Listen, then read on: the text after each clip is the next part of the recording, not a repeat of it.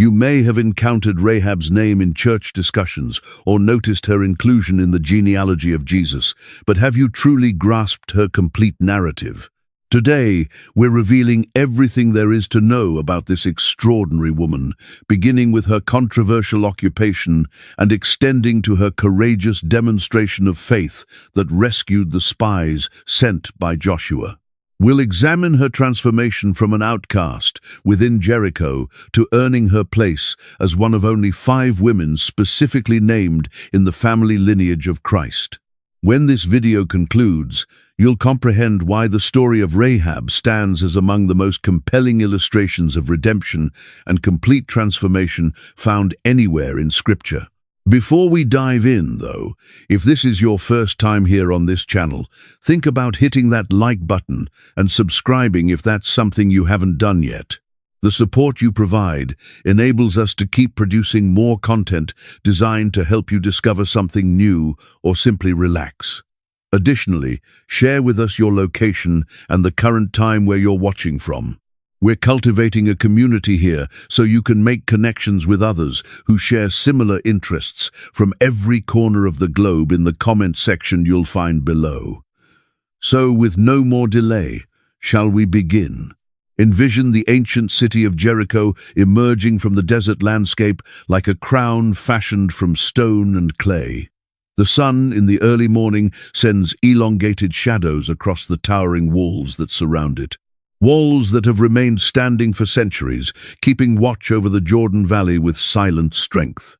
Outside these walls exists a world populated by merchants and farmers, priests and soldiers, each pursuing their daily activities under the watchful presence of the gods they worship. Yet, today carries a different quality. Today bears the heaviness of transformation on the desert wind.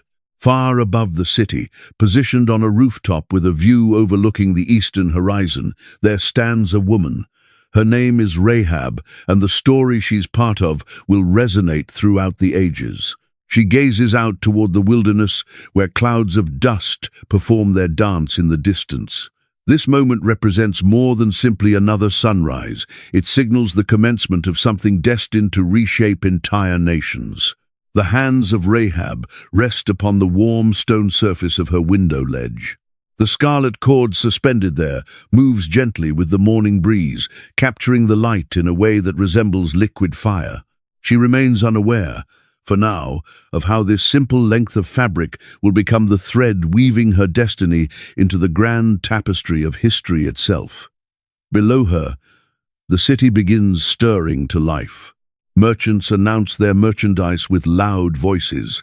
Children pursue one another through the narrow streets, while the steady pounding of hammers against metal echoes from where the blacksmith works at his forge.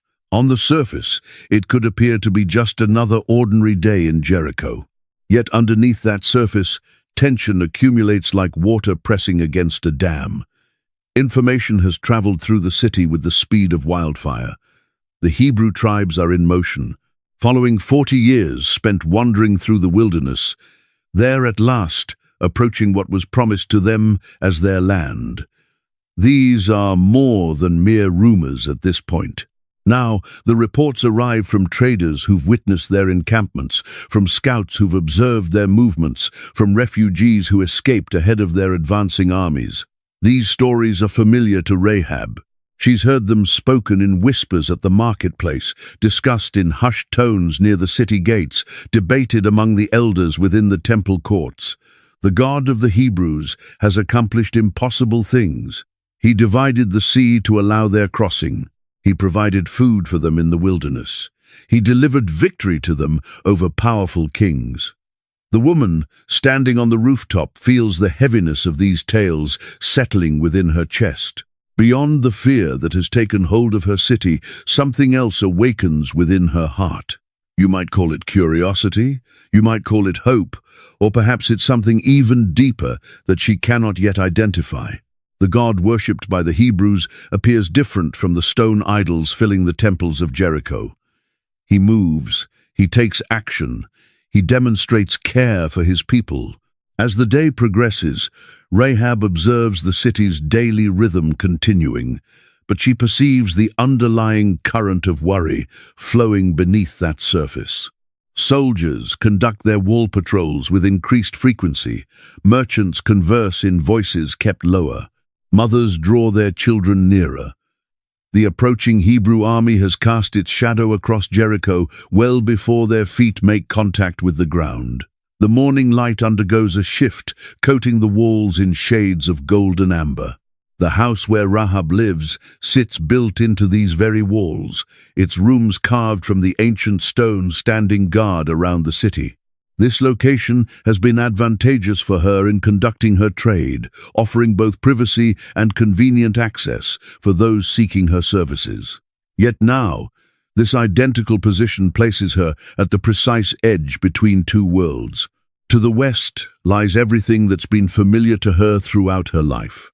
The temples dedicated to Baal and Asherah, the marketplace where she's engaged in business for years, the neighbors who've become accustomed to her presence among them. To the east extends the unknown, a wilderness that presently contains an army unlike any the world has witnessed before.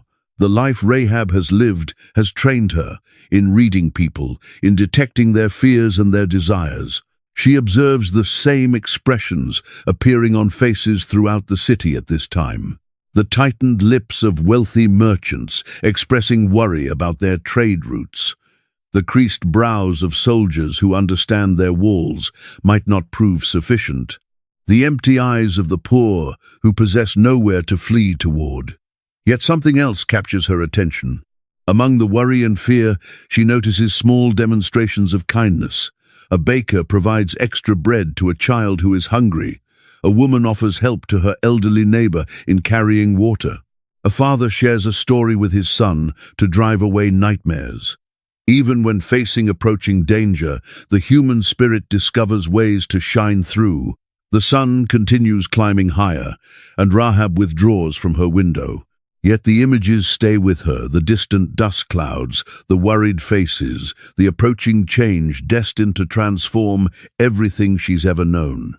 She hasn't realized it yet, but two men are already making their way toward her city, bringing with them the key to her future. As this first part of her story draws to a close, Rahab stands positioned at the threshold between worlds. Behind her lies a life constructed on the margins of society, an existence carved out through cunning and survival.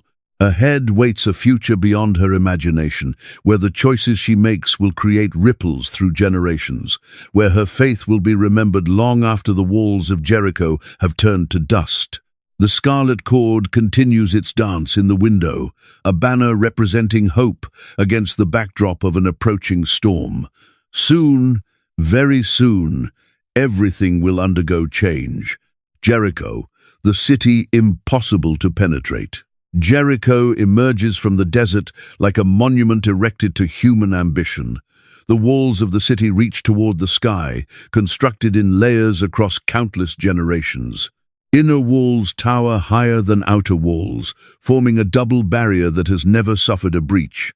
These fortifications have established Jericho's reputation as the city impossible to penetrate, a fortress that mocks those who would attempt to conquer it.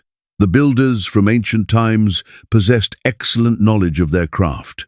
They constructed these walls using massive stones, with each one fitted perfectly against its neighboring stones. The outer wall stands 30 feet in height and 20 feet in thickness.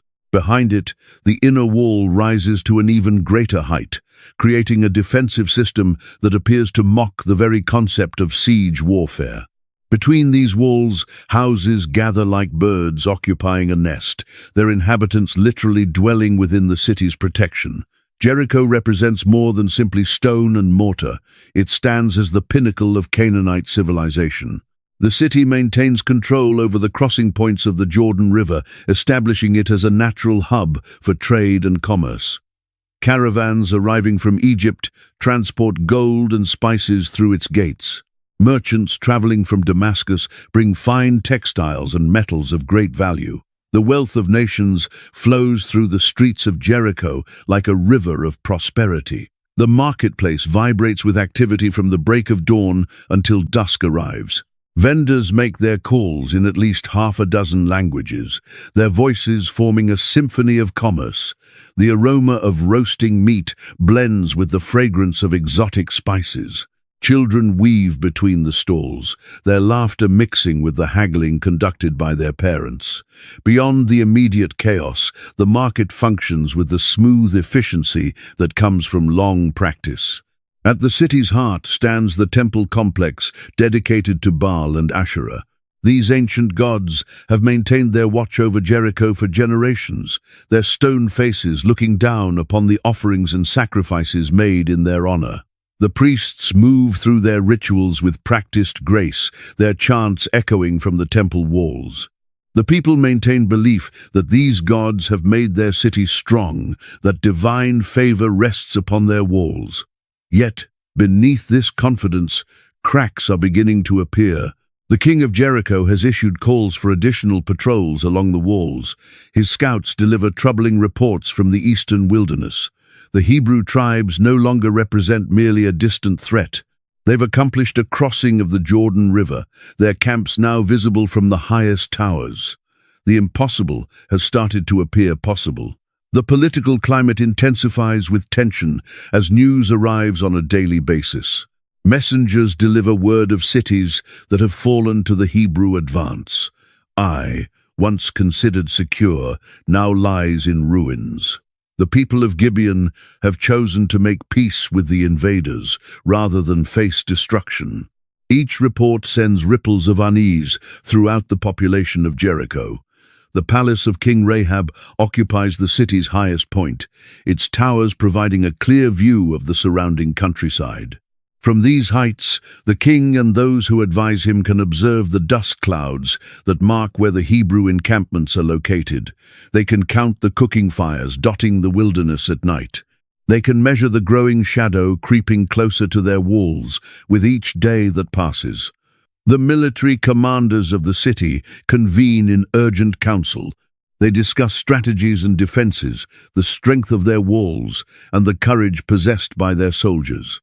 Yet their voices carry an edge of worry that wasn't present there before. The Hebrew God has accomplished things defying explanation. He has delivered victories where victory appeared impossible. He has transformed the natural world itself into a weapon serving his people.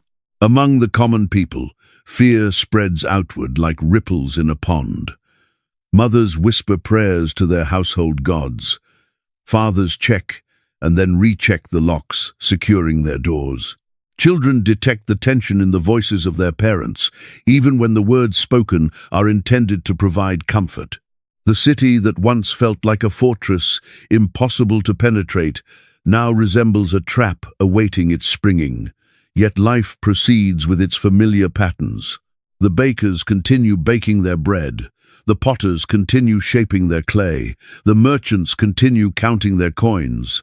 The human spirit demonstrates adaptability to uncertainty, discovering ways to continue even when the future remains shrouded in shadow. People assemble in small groups, exchanging news and rumors, providing comfort wherever they can. The spiritual atmosphere grows increasingly heavy with tension. The priests expand their offerings, hoping to secure divine favor. The people bring their most precious possessions to the temple, seeking protection from the gods who have always maintained watch over them. Yet the stone faces of Baal and Asherah maintain their silence, providing no clear answers to the questions plaguing the city. As evening arrives, the walls of Jericho stand as magnificent as they've always been. The guards assume their positions, their spears gleaming in the torchlight. The gates close with their customary solid thud, sealing the city for the nighttime hours. Yet tonight carries a different quality. Tonight, the walls appear less like protection and more like the bars of a prison. The city, impossible to penetrate, sleeps with unease, its dreams troubled by visions of approaching change. Tomorrow will deliver new challenges, new fears, new questions lacking easy answers. Yet tonight, the walls continue standing and the people continue believing in their strength. In the darkness existing between the walls, in a house that creates a bridge between safety and danger, a woman named Rahab lies in wakefulness. She listens to the sounds of the city settling into sleep, the distant calls of the night watch, the whisper of wind moving through the stones. She doesn't yet know it, but her life is about to create an intersection with forces destined to reshape the world. The city impossible to penetrate awaits the dawn, remaining unaware that its greatest test approaches with the morning light, the life of Rahab before the spies arrived.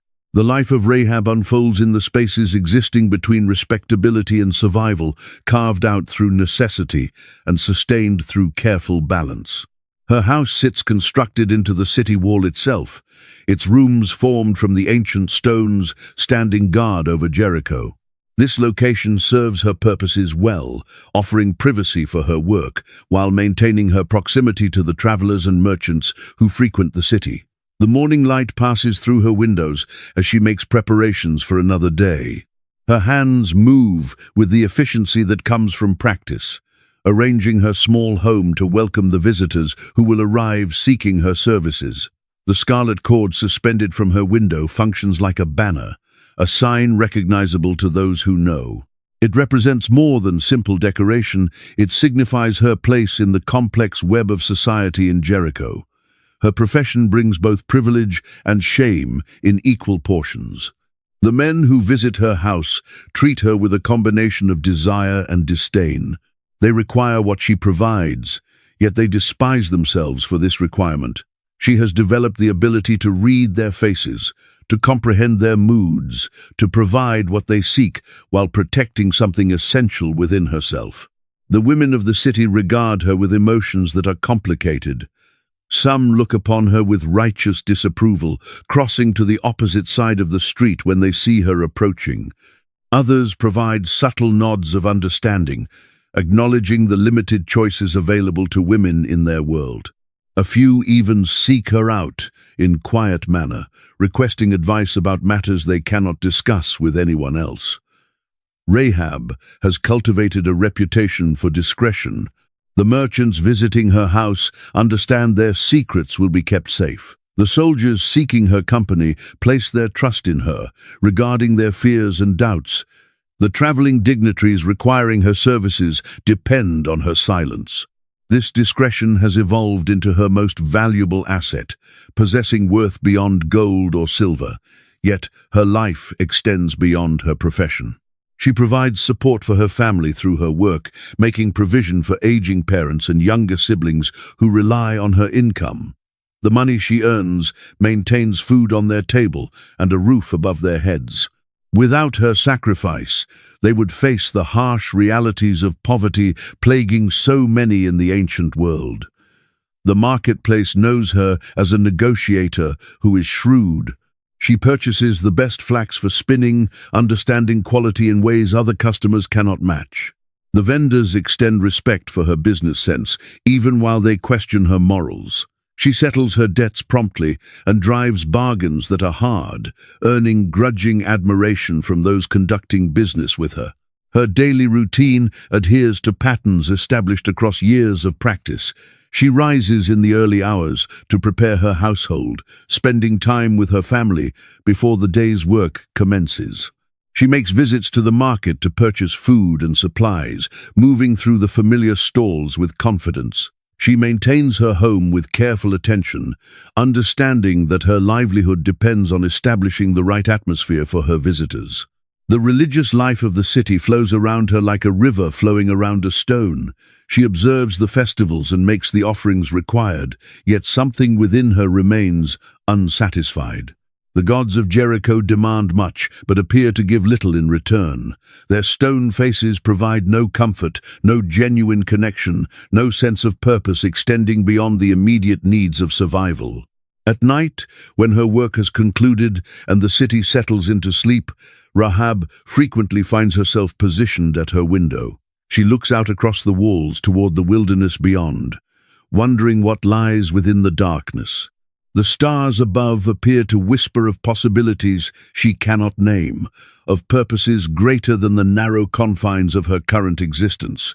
Her neighbors maintain a distance that is careful. They tolerate her presence because she creates no trouble and keeps to herself. Some even derive benefit from her discretion, feeling grateful for her willingness to remain silent about the indiscretions they witness.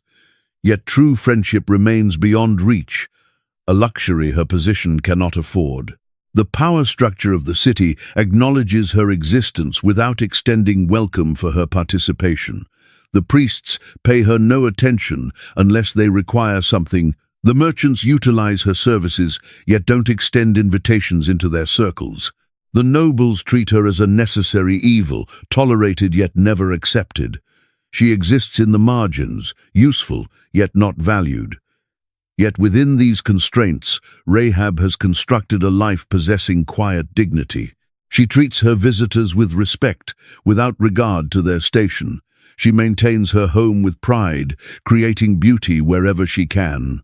She provides care for her family with devotion, ensuring their needs receive attention even at the cost of her own comfort. Her reputation extends beyond the city walls. Travelers speak of her in other cities, describing her as a woman possessing intelligence and discretion.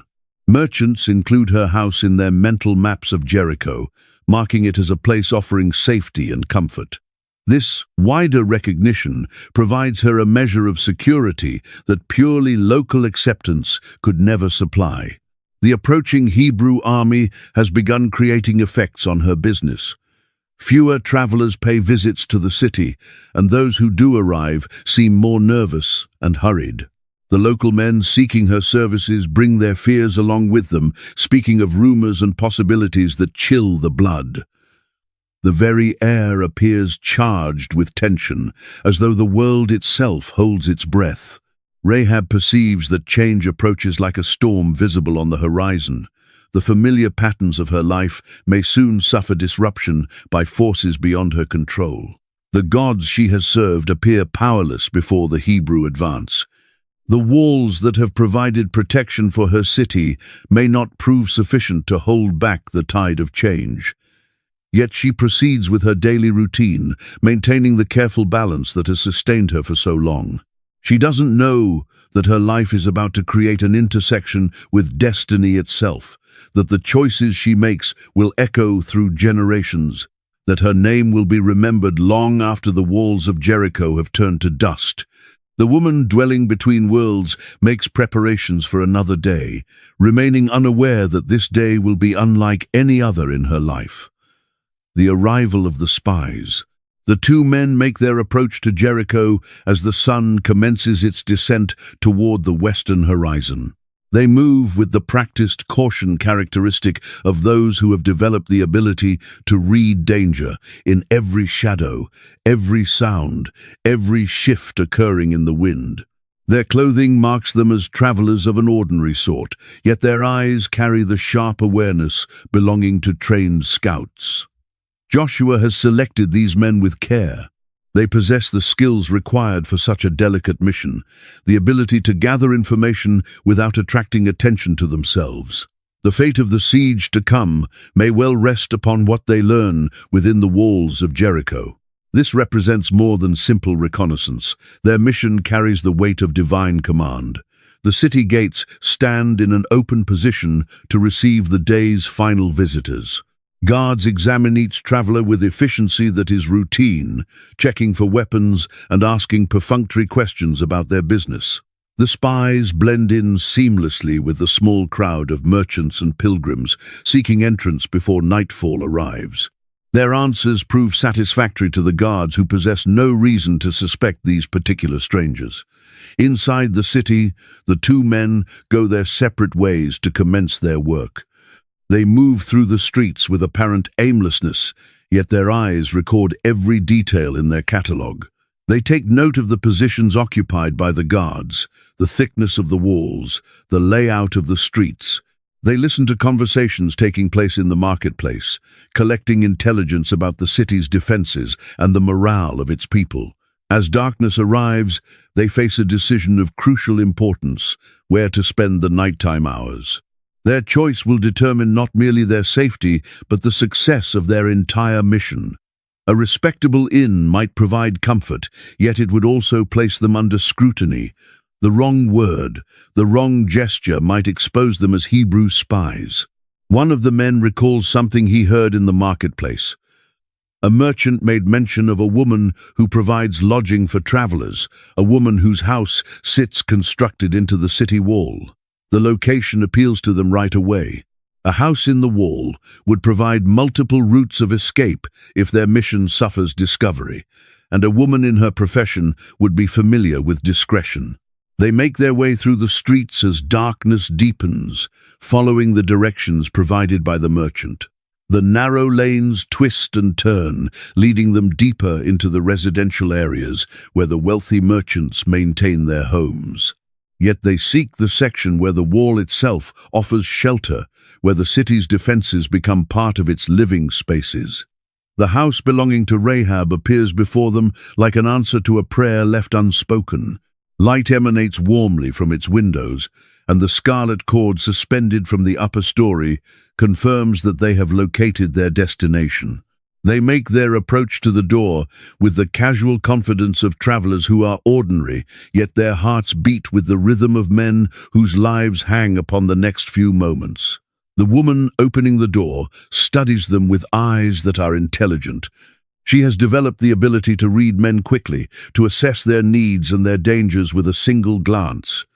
These two carry themselves in a manner different from her usual visitors. They move with the fluid grace characteristic of warriors, yet they wear the clothing of merchants. Their faces display the weathering of long travel, yet their eyes hold the alertness of those who live perpetually on guard. Rahab reaches her decision in the space existing between one heartbeat and the next. She steps to the side to permit their entry, her manner welcoming yet cautious. The men step across her threshold, passing from the public spaces of the city into the private world of her home. Neither side extends complete trust to the other, yet circumstance has brought them into this meeting. Inside, the spies discover exactly what they hope to find. The house sits constructed into the wall itself, its upper rooms providing views of both the city and the countryside, extending beyond. The woman speaks in soft tones and moves with quiet efficiency, clearly experienced in providing for travelers who place value on discretion. The arrangement appears perfect for their needs. Yet even as they settle into their temporary refuge, danger begins closing in around them. Someone in the city possesses sharp eyes and a memory that is good. Someone has taken note that strangers entered Jericho today, strangers whose manner didn't quite align with their appearance. Word begins spreading through the network of informers serving the king's intelligence. The spies don't yet know it, but their careful entrance has not escaped notice. The very skills assisting them in passing the gates have also marked them as different from travelers who are ordinary. In a city balanced on edge, difference equates to danger.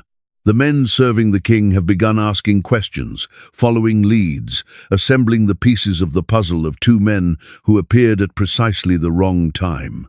As the night deepens further, the spies commence their work in earnest.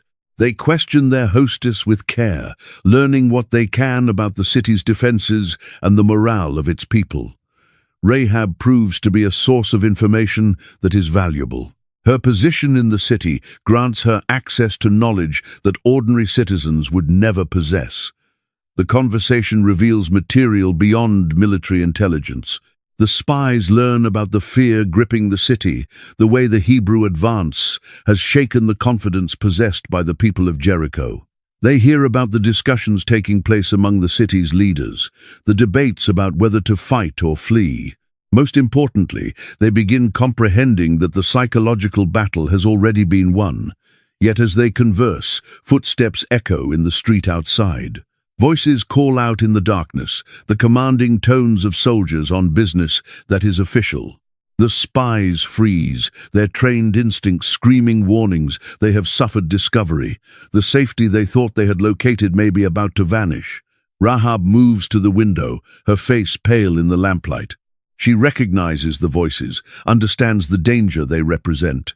In moments, those soldiers will arrive at her door, demanding answers she cannot provide without betraying her guests. The choice, destined to define her life, approaches with the sound of feet marching. The spies make preparations for the worst, their hands moving instinctively toward their weapons. They have faced death previously, yet never in circumstances quite like these. Their mission hangs in the balance, and alongside it, the fate of the siege to come. Everything depends upon what happens in the next few minutes. The arrival of the spies has set into motion a chain of events destined to reshape the world. Yet first, they must survive the night. The men of the king hunt the spies. The informants serving the king move through Jericho like shadows, their trained eyes perceiving patterns that ordinary citizens fail to notice.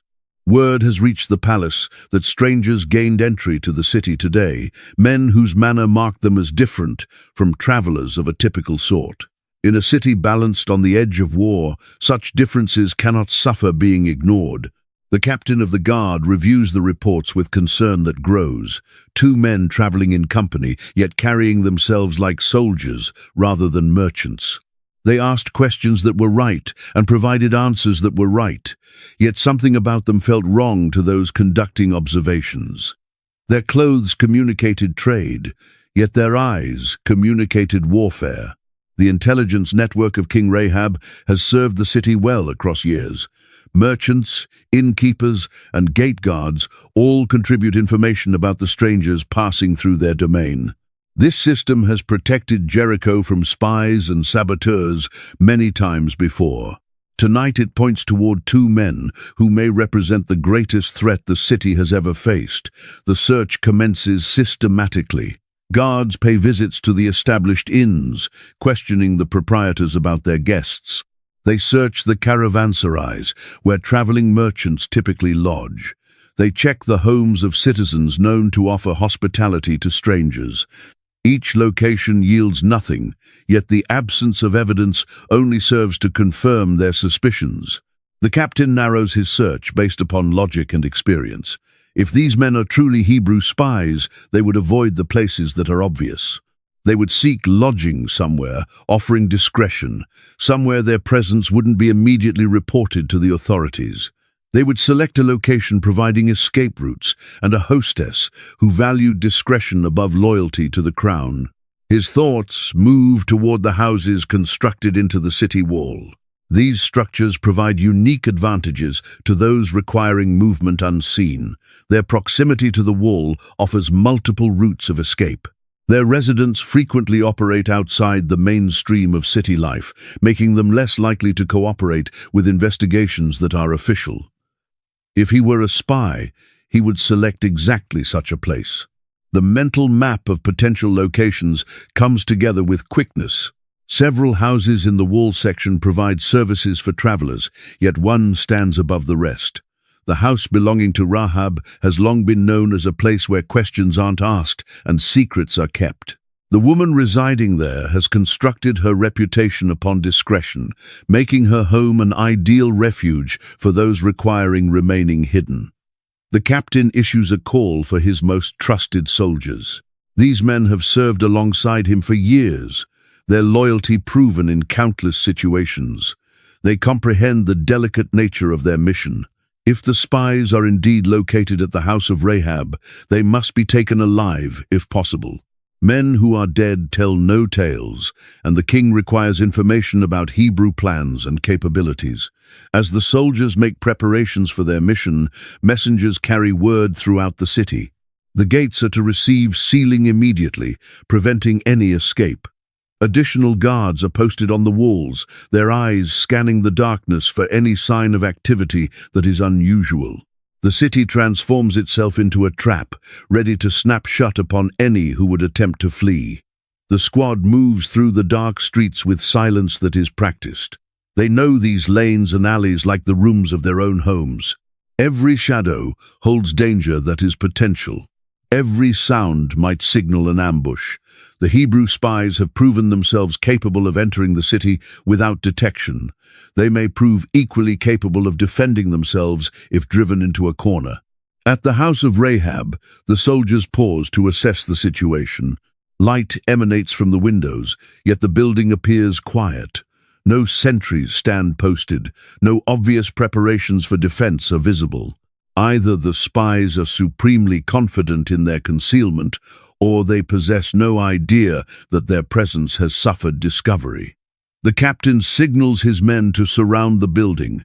They move into position with the smooth coordination that comes from long practice. Within moments, every exit that is potential receives coverage. If the Hebrew spies are indeed inside, they will discover no easy escape from the trap that has closed around them. The tension builds as the soldiers prepare to make their move. They have faced many dangers in service to their king, yet tonight carries a different quality. Tonight, they hunt men who serve the God who divided the sea and fed his people in the wilderness. The stories of Hebrew victories have reached even the palace guards, filling their hearts with unease, yet duty drives them forward despite their fears. They serve the king of Jericho, and that service demands they protect the city from all threats. The Hebrew spies represent the most immediate danger the city has faced in years. Their capture or elimination could purchase precious time for the defense preparations. The captain makes his approach to the door with his hand resting on the hilt of his sword. Behind him, his soldiers stand ready for whatever may arrive. The next few moments will determine whether their mission achieves success or suffers failure. The fate of two nations may hang in the balance of what occurs when that door receives opening. Inside the house, Rahab hears the approaching footsteps and recognizes their meaning. The soldiers have come for her guests, and she must make a choice between the safety of compliance and the risk of defiance. Her decision will echo through history, yet in this moment she knows only that lives hang in the balance. The knock arrives at the door, firm and commanding. The voice of the captain rings out in the darkness, demanding entrance in the name of the king. The hunt for the spies has reached its climax. Now arrives the moment of truth. The deception, the pounding upon the door of Rahab, echoes through the night, like the beating of a war drum. She recognizes the authority residing in that sound, the unmistakable demand of soldiers acting upon the orders of the king. Her guests freeze in the lamplight, their faces reflecting the gravity of their situation. In moments, she must make a choice between her own safety and the lives of these strangers. The voice of the captain carries through the wooden door, formal and impatient, open in the name of the king. We seek two men who gained entry to the city today, men suspected of being Hebrew spies. We possess reason to believe they may be located in your house. The mind of Rahab races through the possibilities available. She could surrender her guests without delay, claiming ignorance of their true purpose. Such cooperation would offer protection from the wrath of the king and might even earn her a reward. Yet something deeper than calculation stays her hand. These men have placed their lives in her keeping, and she cannot simply hand them over to their fate.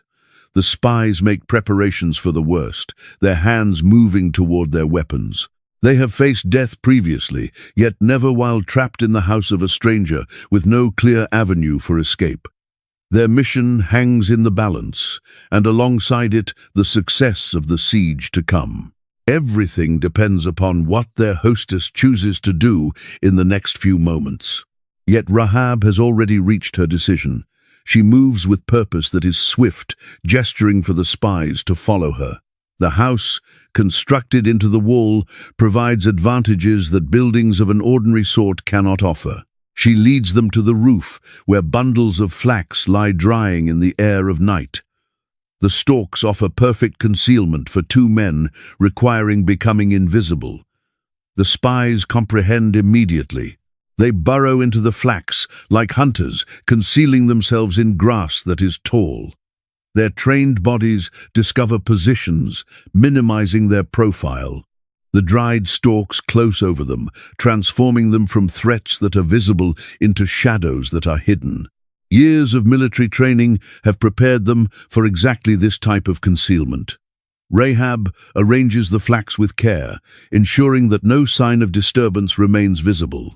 Her hands work with the efficiency that comes from practice, yet her heart pounds with the rhythm of fear and determination. She has committed herself to a course of action that could cost her everything. There is no possibility of turning back now. The pounding at the door intensifies in its insistence. The patience of the captain has limits, and those limits are approaching with quickness. Rahab smooths her clothing and composes her features, preparing to give the performance of her life. Everything depends upon her ability to convince these soldiers that she knows nothing of any spies. She opens the door with the careful balance of cooperation and confusion. Her expression suggests a woman awakened from sleep, slightly disoriented, yet willing to help. The soldiers push past her into the house, their eyes scanning every corner and shadow. They move with the thoroughness of men who have searched many buildings and know how to locate what they seek. "Yes," Rahab says, her voice carrying precisely the right note of remembrance. "2 men did arrive at my home today. They came as the city gates were undergoing closure, seeking lodging for the night. I provided them with food and shelter, as is my custom with travelers." The captain studies her face, searching for signs of deception. He has questioned many people across the years and has developed the ability to read the subtle signs of guilt and fear. Yet the expression of Rahab remains steady, her manner suggesting nothing more than a citizen's desire to cooperate with authority. "Where are they at this moment?" he demands, his voice sharp with suspicion. Rahab spreads her hands in a gesture indicating ignorance. "I don't possess knowledge of where they came from or where they were going. They departed before the gates underwent closing for the night. If you make haste, you may catch them on the road toward the fords of the Jordan." The lie flows from her lips like water being poured from a pitcher. She has developed the ability to read men well in her profession, understanding what they want to hear and how to present information in ways serving her purposes. Tonight, those skills may result in saving lives. The soldiers conduct a thorough search of the house, their trained eyes examining every possible hiding place. They check the rooms, the storage areas, the spaces beneath the stairs. They discover nothing suspicious, nothing suggesting the presence of Hebrew spies. The house appears exactly as it should, the home of a woman providing services to travelers, yet the captain remains unconvinced. Something about the situation feels wrong, though he cannot identify exactly what troubles him. Perhaps it is the apparent calm of the woman, or the way her story fits together with excessive neatness. Perhaps it is simply the tension filling the air whenever the Hebrew advance receives mention. "You're certain they departed before the gates underwent closing?"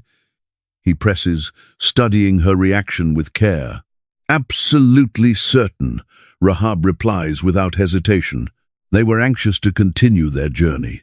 They spoke of reaching the Jordan crossing before dawn arrives. I assumed they had urgent business awaiting them. The captain weighs her words against his instincts. The story possesses sense, yet spies would naturally attempt leaving the city with quickness after completing their mission. The timing could be coincidental, or it could be exactly what one would anticipate from Hebrew scouts gathering intelligence about the defenses of Jericho. Time evolves into a factor in his decision. If the spies have indeed departed from the city, every moment spent in continued searching permits them to travel farther from pursuit. The fords of the Jordan are only a few hours' ride away. Once the spies accomplish crossing the river, they will be beyond reach, safely among their own people. "Show me the room where they stayed," he orders, making one final attempt to uncover evidence of their presence. Rahab leads him to the guest chamber, a simple room furnished with sleeping mats and a table that is small. The space displays signs of recent occupation, yet nothing that specifically identifies Hebrew spies. The captain examines the room with care, searching for anything that might betray the true identity of its recent occupants. He discovers nothing definitive. The room appears exactly as it should, after hosting 2 travelers who are ordinary. Whatever evidence might have existed has been either removed or concealed with expertise. The woman has maintained her story with consistency, and the physical evidence provides support for her account. The captain reaches his decision. If you're lying to me, woman, you'll provide answers to the king himself. Yet if these men have truly departed from the city, we're wasting time that is precious. Every moment we delay permits them to travel farther from our reach. He signals his men to prepare for departure. The chase must commence immediately if any hope exists of catching the spies before they reach safety. The soldiers file out of the house with efficiency that is disciplined, their minds already focused on the pursuit lying ahead. As the last soldier vanishes into the darkness, Rahab closes the door and leans against it. Her hands tremble slightly as the full weight of what she has accomplished settles upon her. She has deceived the men serving the king, lied to their faces, and sent them chasing shadows into the night. The consequences of discovery would be severe beyond imagination. Yet above the fear, she feels something else. A sense of rightness, of having made a choice aligning with purposes greater than her own immediate safety. The God of the Hebrews has somehow utilized her to protect his servants. She has become part of a story much larger than herself. The deception has achieved success, yet the night remains far from over. The challenge that is real still lies ahead. The bargain of Rahab. The sound of the footsteps of the soldiers fades into the distance, leaving behind a silence that feels heavy with possibility. Rahab remains positioned by the door, her ear pressed to the wood, listening for any sign that the patrol might return. Only when she holds certainty they have truly gone does she permit herself to move away from the entrance. She climbs to the roof where the two spies remain concealed beneath the flax that is dried. The stalks rustle in a soft manner as the men emerge from their concealment, their faces reflecting relief and weariness in equal measure. They have survived the danger that was immediate, yet they comprehend that their situation remains precarious. The soldiers have departed, Rahab whispers, her voice barely audible in the air of night. They believe you have fled the city and crossed the Jordan, and they ride toward the fords even now, pursuing shadows, while you remain concealed in safety. The spies exchange glances, recognizing the magnitude of what this woman has accomplished for them. She has risked everything to protect strangers, defying the direct orders of her own king. Such courage deserves acknowledgement, yet more than that, it demands explanation. "Why?" asks the older of the two men, his voice filled with genuine curiosity. "Why did you place your life at risk for us? You could have handed us over to the soldiers and earned their gratitude. Instead, you chose to face the wrath of the king if your deception suffers discovery." Rahab moves to the edge of the roof, her eyes scanning the darkness surrounding her city. The walls of Jericho stretch away in both directions, massive and imposing in the starlight. Yet tonight, those walls feel less like protection and more like a trap awaiting its springing. "I know who you are," she says in soft tones, her words carrying the weight of certainty. "You are servants of the God who brought your people out of Egypt with signs and wonders that are mighty. We have heard the stories, all of us in Jericho. Your God caused the Red Sea to dry up before you when you came out of Egypt. He provided victory for you over the kings beyond the Jordan." The spies listen with care, understanding that this conversation will shape everything following. This woman knows more than they anticipated, and her knowledge carries implications, extending far beyond their immediate mission. "The fear of your God has fallen upon us," Rahab continues, her voice growing stronger with each word. "The hearts of our people melt with terror because of you. No courage remains in any man throughout the city. Your Lord God is the God who is true, the God of heaven above and earth beneath." These words strike the spies with force that is unexpected. They have arrived to gather intelligence about the defenses of Jericho, yet instead they have discovered something far more valuable. The victory that is psychological has already been achieved. The spirit of the city has been broken before the first arrow receives shooting or the first stone receives throwing. Yet Rahab has more to communicate. She turns to face them fully, her expression serious and determined. Now therefore, I beg you, make a swear to me by your Lord God, that since I have dealt with kindness toward you, you will also deal with kindness toward my family. Provide me with a sign that is sure that you will spare the lives of my father and mother, my brothers and sisters, and all who belong to them. The bargain she proposes is simple in its essence, yet profound in its implications. She has saved their lives at great risk, that is personal. Now, she requests them to save the lives of those she holds most dear. The exchange of mercy for mercy, protection for protection. The older spy considers her request with care. He possesses the authority to make such agreements, yet he must ensure that any promise he makes can receive honoring when the time arrives. The destruction of Jericho is ordained by God himself, yet provision for mercy has always been part of the divine plan. Our lives for your lives, he says finally, his voice carrying the solemnity of an oath. If you do not tell this business of ours, then when the Lord provides us with the land, we will deal with kindness and faithfulness toward you. Yet the agreement requires conditions, safeguards that will protect both parties when the city experiences its fall.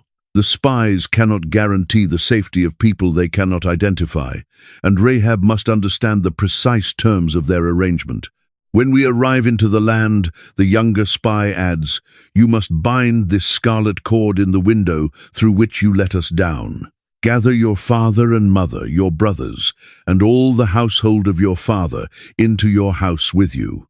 The scarlet cord evolves into more than simply a rope for escape. It transforms into a banner of protection, a sign destined to mark this house as different from all others when judgment falls upon the city. It represents more than mere identification. It represents the covenant between Rahab and the God of Israel. Whoever goes out through the doors of your house into the street will be responsible for his own blood, the older spy explains, ensuring she comprehends the gravity of the conditions.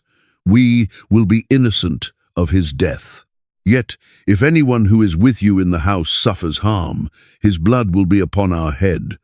The terms are clear and specific. Safety exists only within the house that is marked, only for those who choose to place trust in the protection offered by the God of the Hebrews. The scarlet cord will serve as both beacon and boundary, marking the place where mercy achieves triumph over judgment. Rahab accepts these conditions without any hesitation. The bargain provides hope where none existed before, a chance for survival in the face of destruction that is certain. According to your words, so may it be, she says, sealing the agreement with her consent. The weight of what has occurred settles upon all three of them. They have formed an alliance transcending the boundaries of nation and culture. A woman of Canaan and two spies of Hebrew origin have discovered common ground in their recognition of power that is divine and their mutual need for mercy. The air of night carries the distant sounds of the city settling into sleep. Guards call out their positions on the walls. Dogs bark in the distance. The normal rhythms of life continue, remaining unaware that history has been made upon this rooftop. A covenant has been struck, destined to echo through generations. Rahab looks at the scarlet cord in her hand, understanding that it represents far more than rope. It symbolizes her faith in a God she has never served, her trust in men she barely knows, her hope for a future she cannot fully imagine. The cord will hang in her window as a declaration of allegiance to powers greater than those ruling Jericho. The bargain has been struck.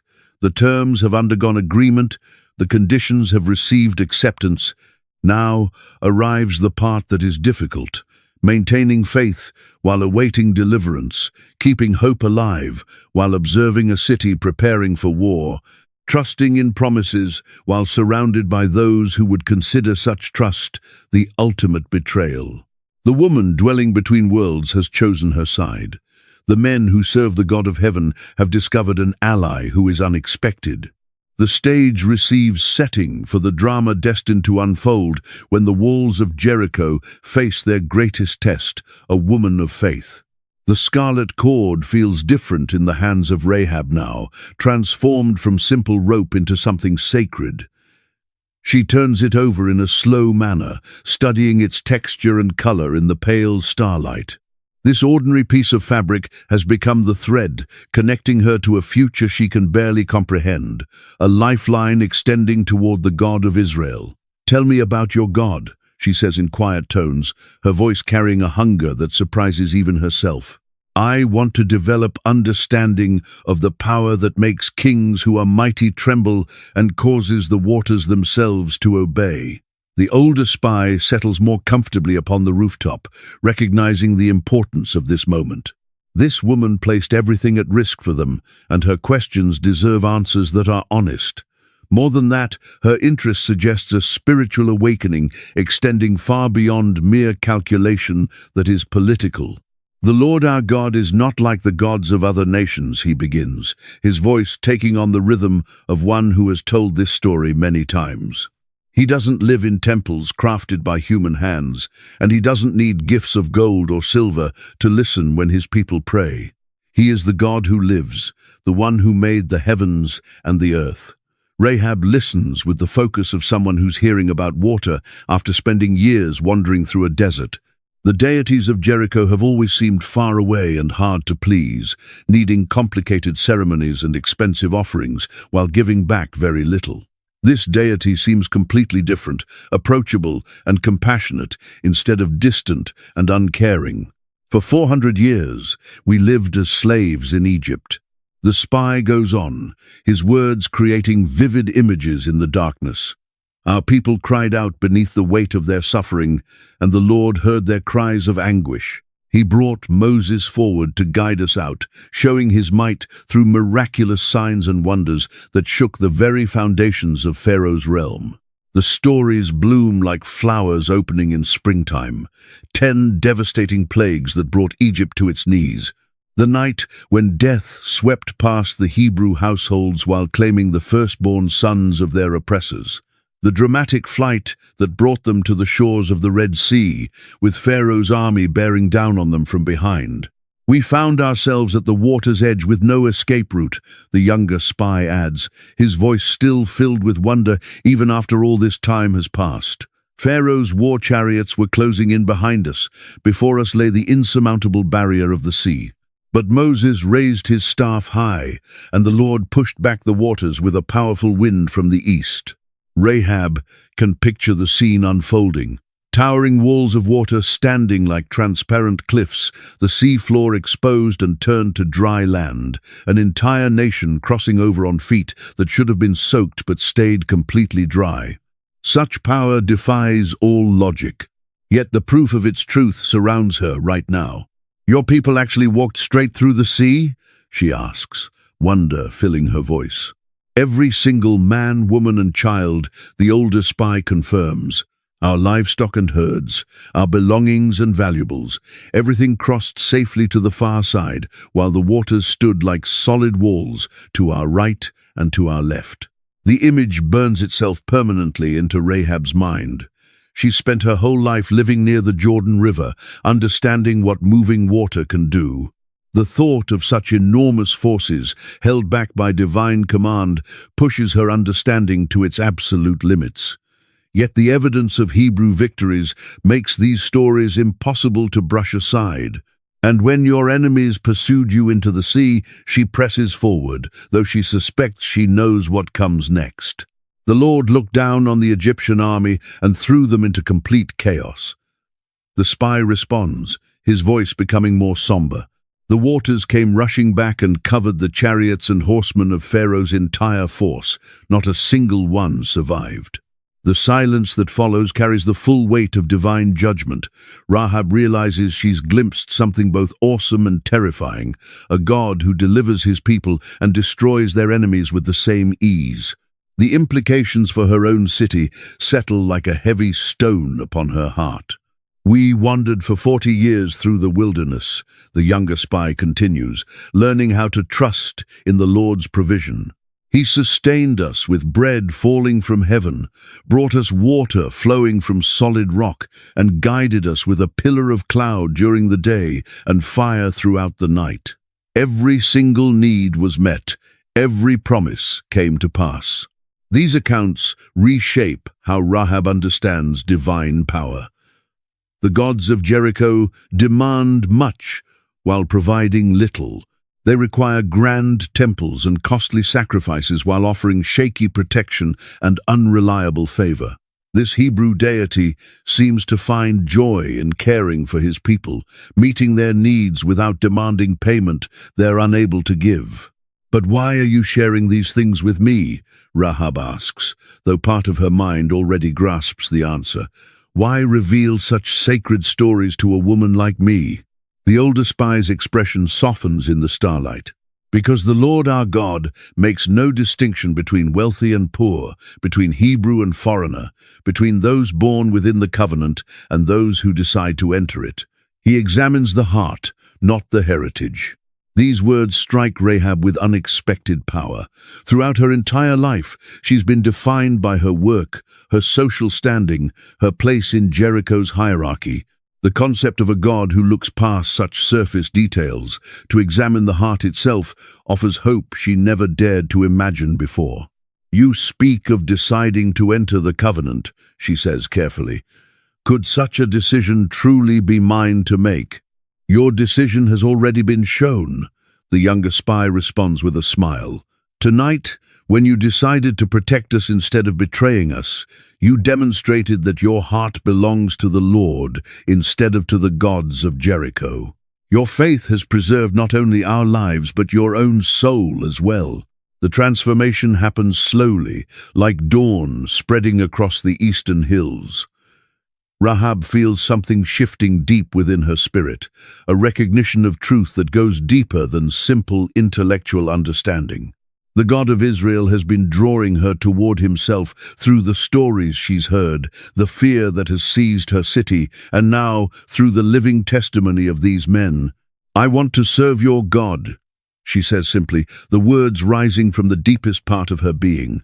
"Whatever the cost, whatever it demands.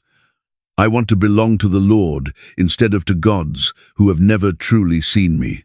The declaration hangs in the night air like a prayer rising toward heaven. A woman of Jericho has decided to place her faith in the God of Israel, crossing boundaries of culture and nation to embrace a destiny she cannot fully understand. The scarlet cord in her hands has become more than just a sign of protection.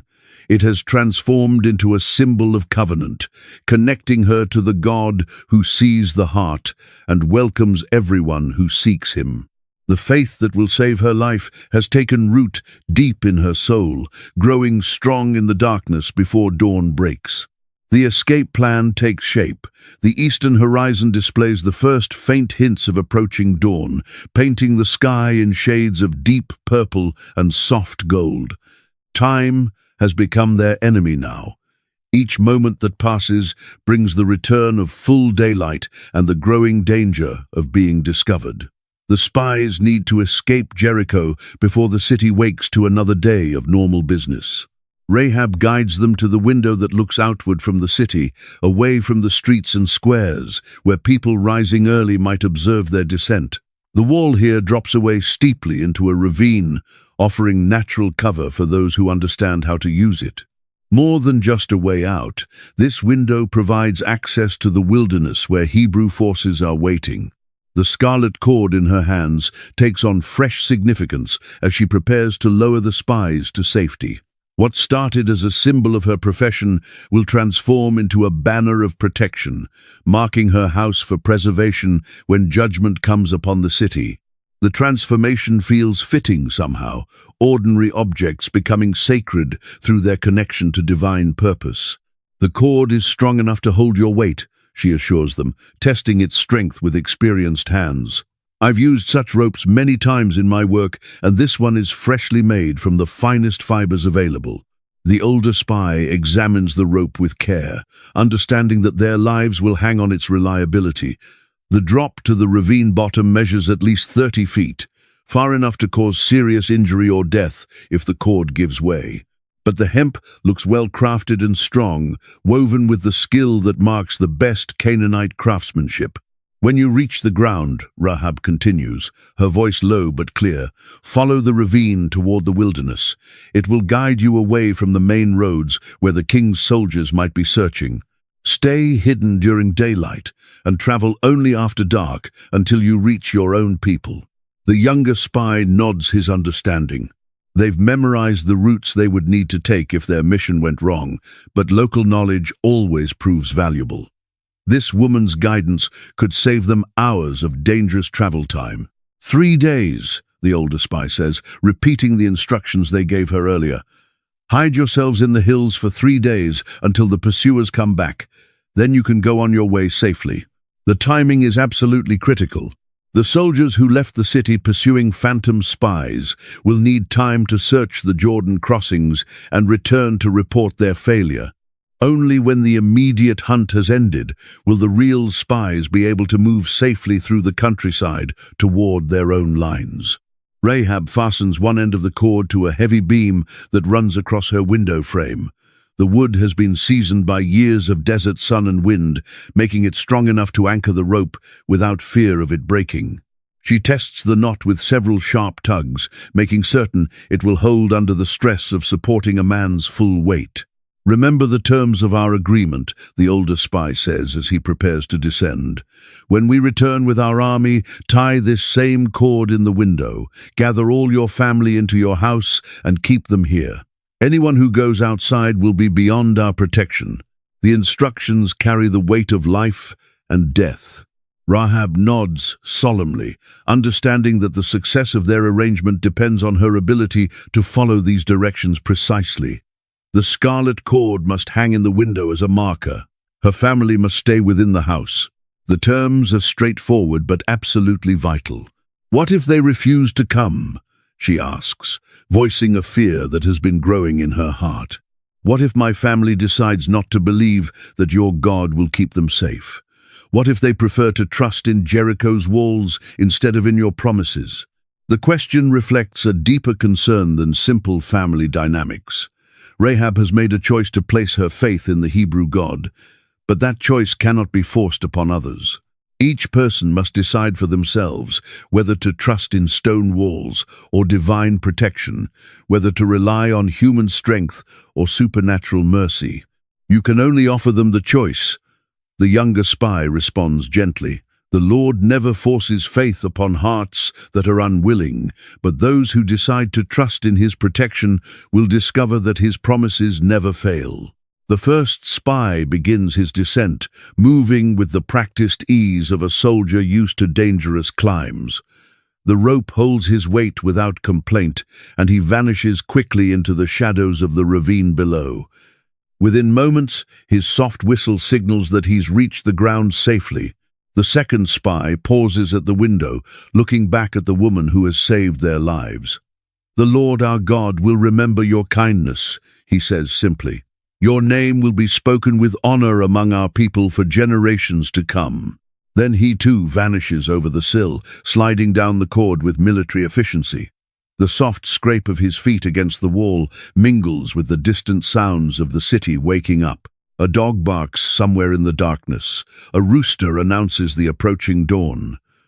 Normal life continues, unaware that history has been made in the space between one heartbeat and the next.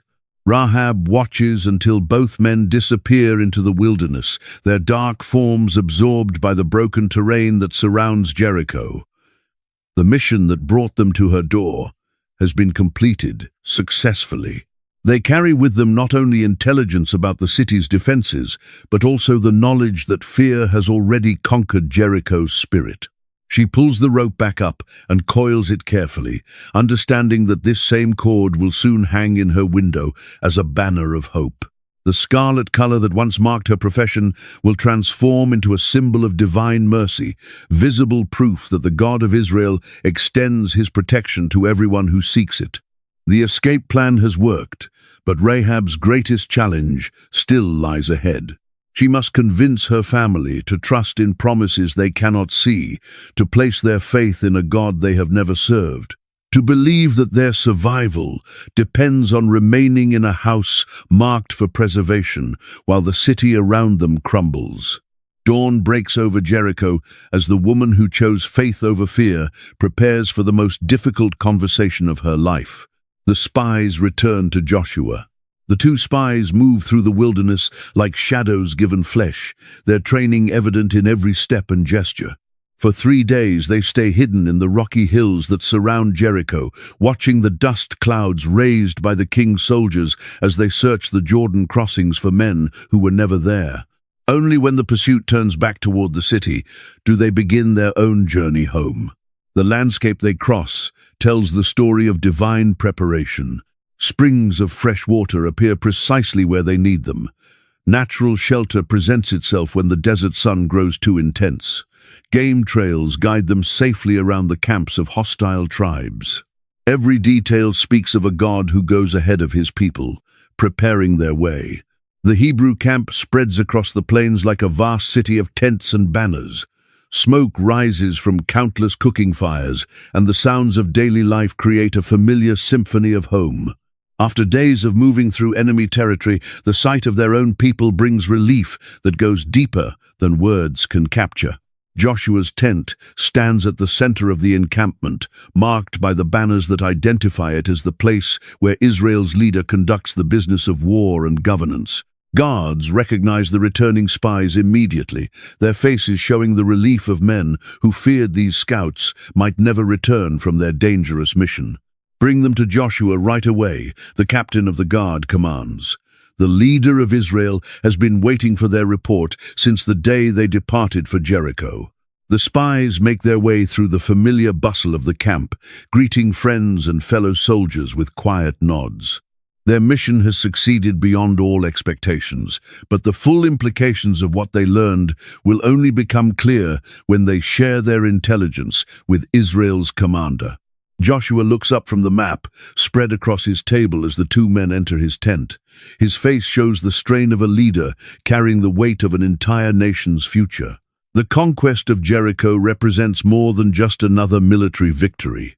It will establish Israel's foothold in the Promised Land and demonstrate God's faithfulness to his covenant promises. "Report," Joshua says simply, his voice carrying the authority of one accustomed to command. The older spy steps forward, his words careful and precise. "We have seen the land, and indeed the Lord has delivered all of it into our hands. The people of Jericho are melting with fear because of us." These opening words carry implications that go far beyond military intelligence. The psychological battle has already been won.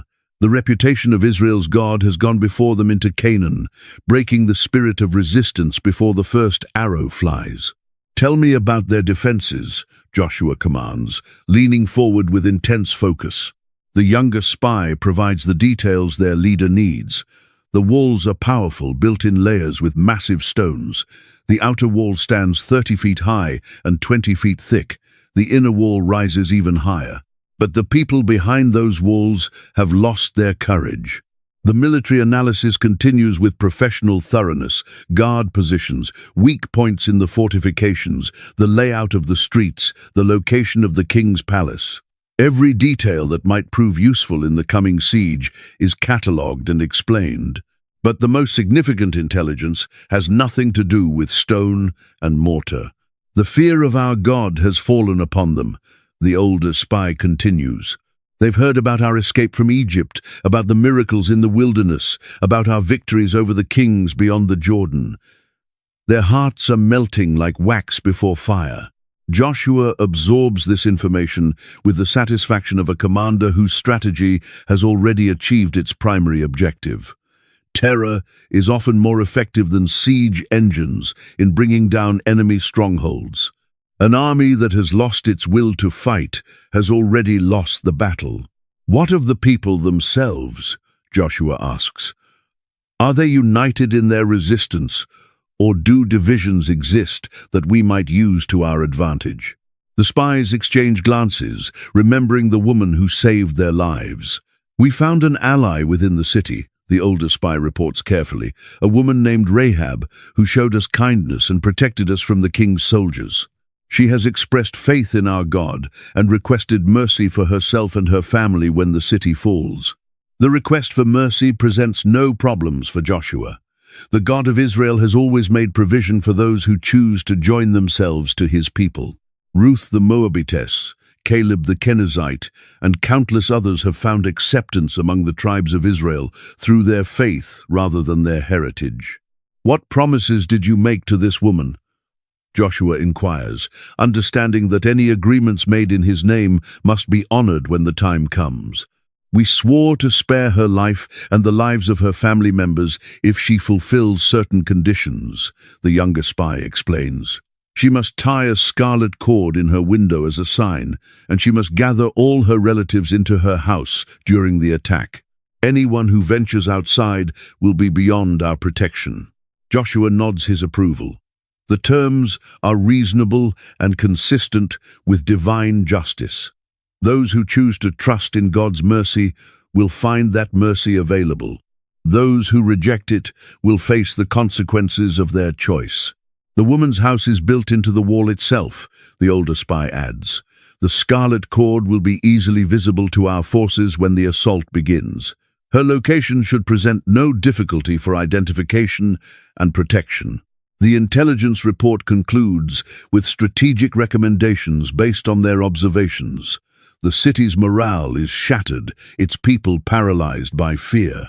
A swift, decisive assault will likely succeed, where a prolonged siege might allow the defenders time to recover their courage. But Joshua has already received his orders from a higher authority. The conquest of Jericho will follow God's plan rather than conventional military wisdom. The walls will fall not through human strength, but through divine power, demonstrating to all nations that Israel serves the living God. Your mission has succeeded beyond all expectations, Joshua tells the two spies. You have confirmed that the Lord has indeed delivered this land into our hands. The people of Jericho know that their gods cannot protect them from the power of our God. The spies receive their commander's praise with the quiet satisfaction of men who have completed a difficult task successfully.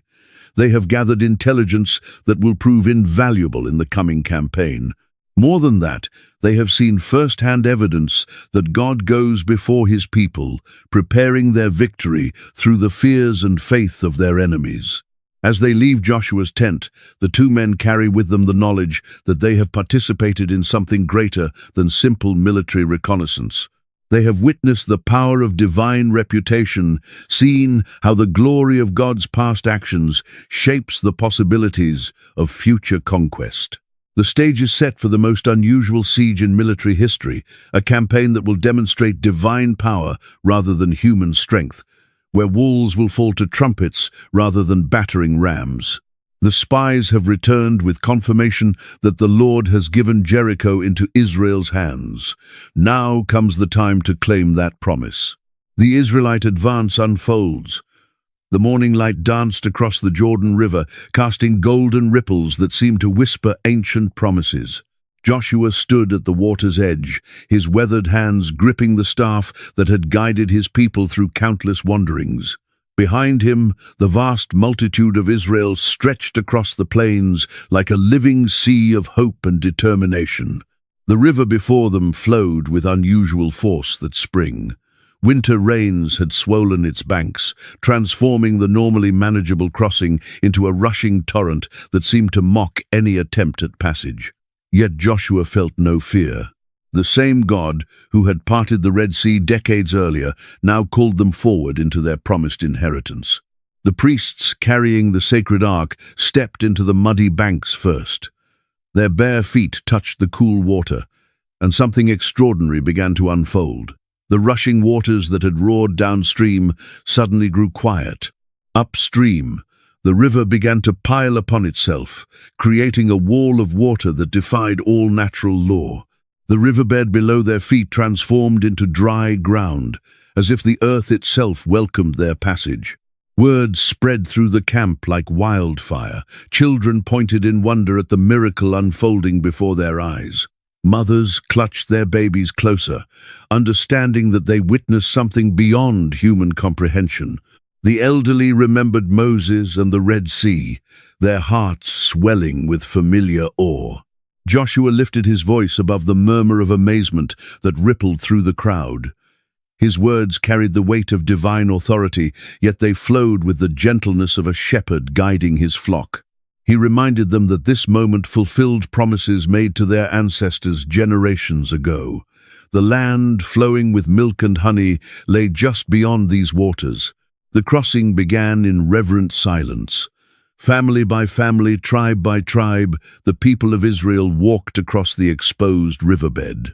Their sandals found purchase on ground that should have been submerged beneath rushing waters. Some paused to touch the riverbank, as if to confirm the reality of what they experienced. As they walked, many gazed toward the distant walls of Jericho. The city perched on its hill like a defiant fortress, its massive stones gleaming in the afternoon sun.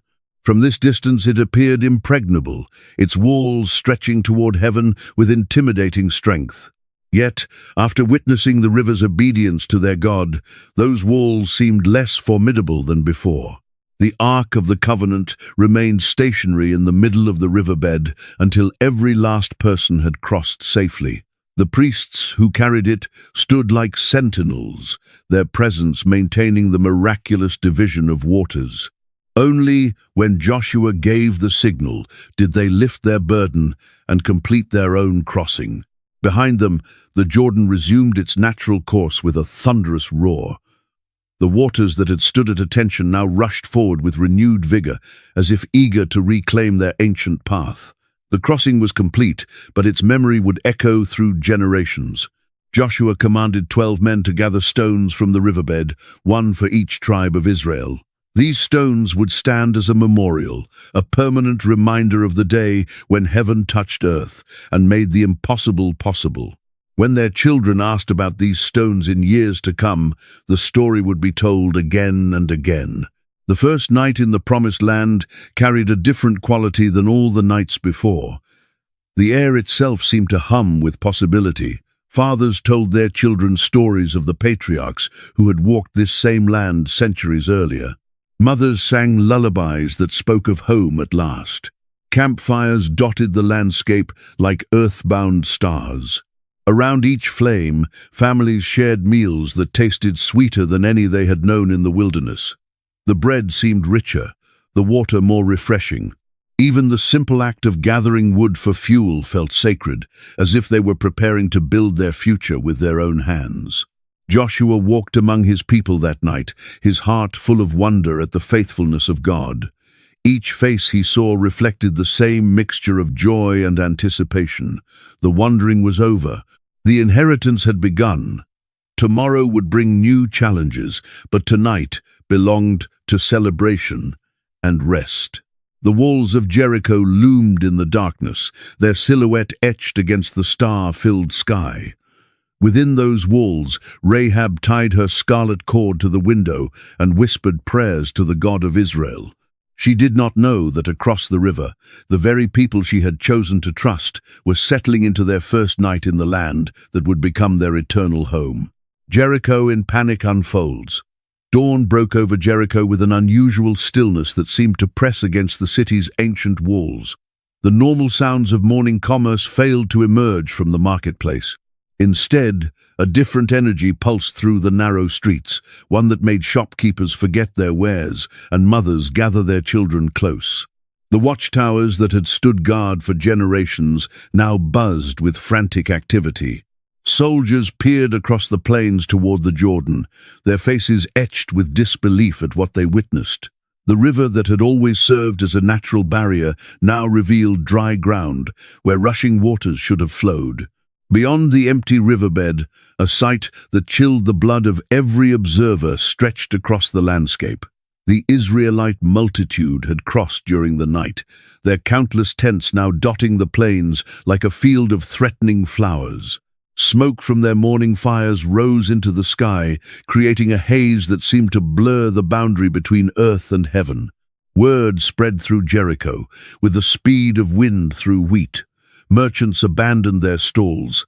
Farmers left their fields untended. Children were called in from their play, their games replaced by whispered conversations between worried adults. The king of Jericho summoned his council with urgency that bordered on desperation. These men, who had governed with confidence for years, now found themselves facing an enemy unlike any they had encountered. The reports from their spies painted a picture of a people guided by powers beyond human understanding. In the council chamber, voices rose and fell like waves against a crumbling shore. Some argued for immediate attack, believing that swift action might catch the Israelites before they could organize. Others counseled defensive strategies, trusting in the massive walls that had protected the city for generations. The king listened to each voice, but his mind churned with memories of recent reports. Egyptian cities reduced to ruins, mighty armies scattered like leaves before a storm. Nations that had stood for centuries now existed only in the memories of survivors. Outside the palace walls, the citizens of Jericho went about their daily routines with forced normalcy. Bakers still baked their bread, though their hands trembled as they kneaded the dough. Weavers continued their work, though they paused frequently to gaze toward the windows, as if the threads themselves might reveal the future. The priests of Jericho's gods worked frantically to appease their deities. Incense burned continuously in the temples. Sacrifices were offered with renewed fervor. Yet, the gods remained silent, their stone faces offering no comfort to the desperate prayers of their people. Children sensed the change in their world, though they could not name it. Their games became quieter, their laughter less frequent. Some drew pictures in the dirt of the walls that protected them, as if their childish art could somehow strengthen the massive stones. The marketplace, once alive with bargaining and laughter, now hummed with nervous energy. Conversations stopped abruptly when strangers approached.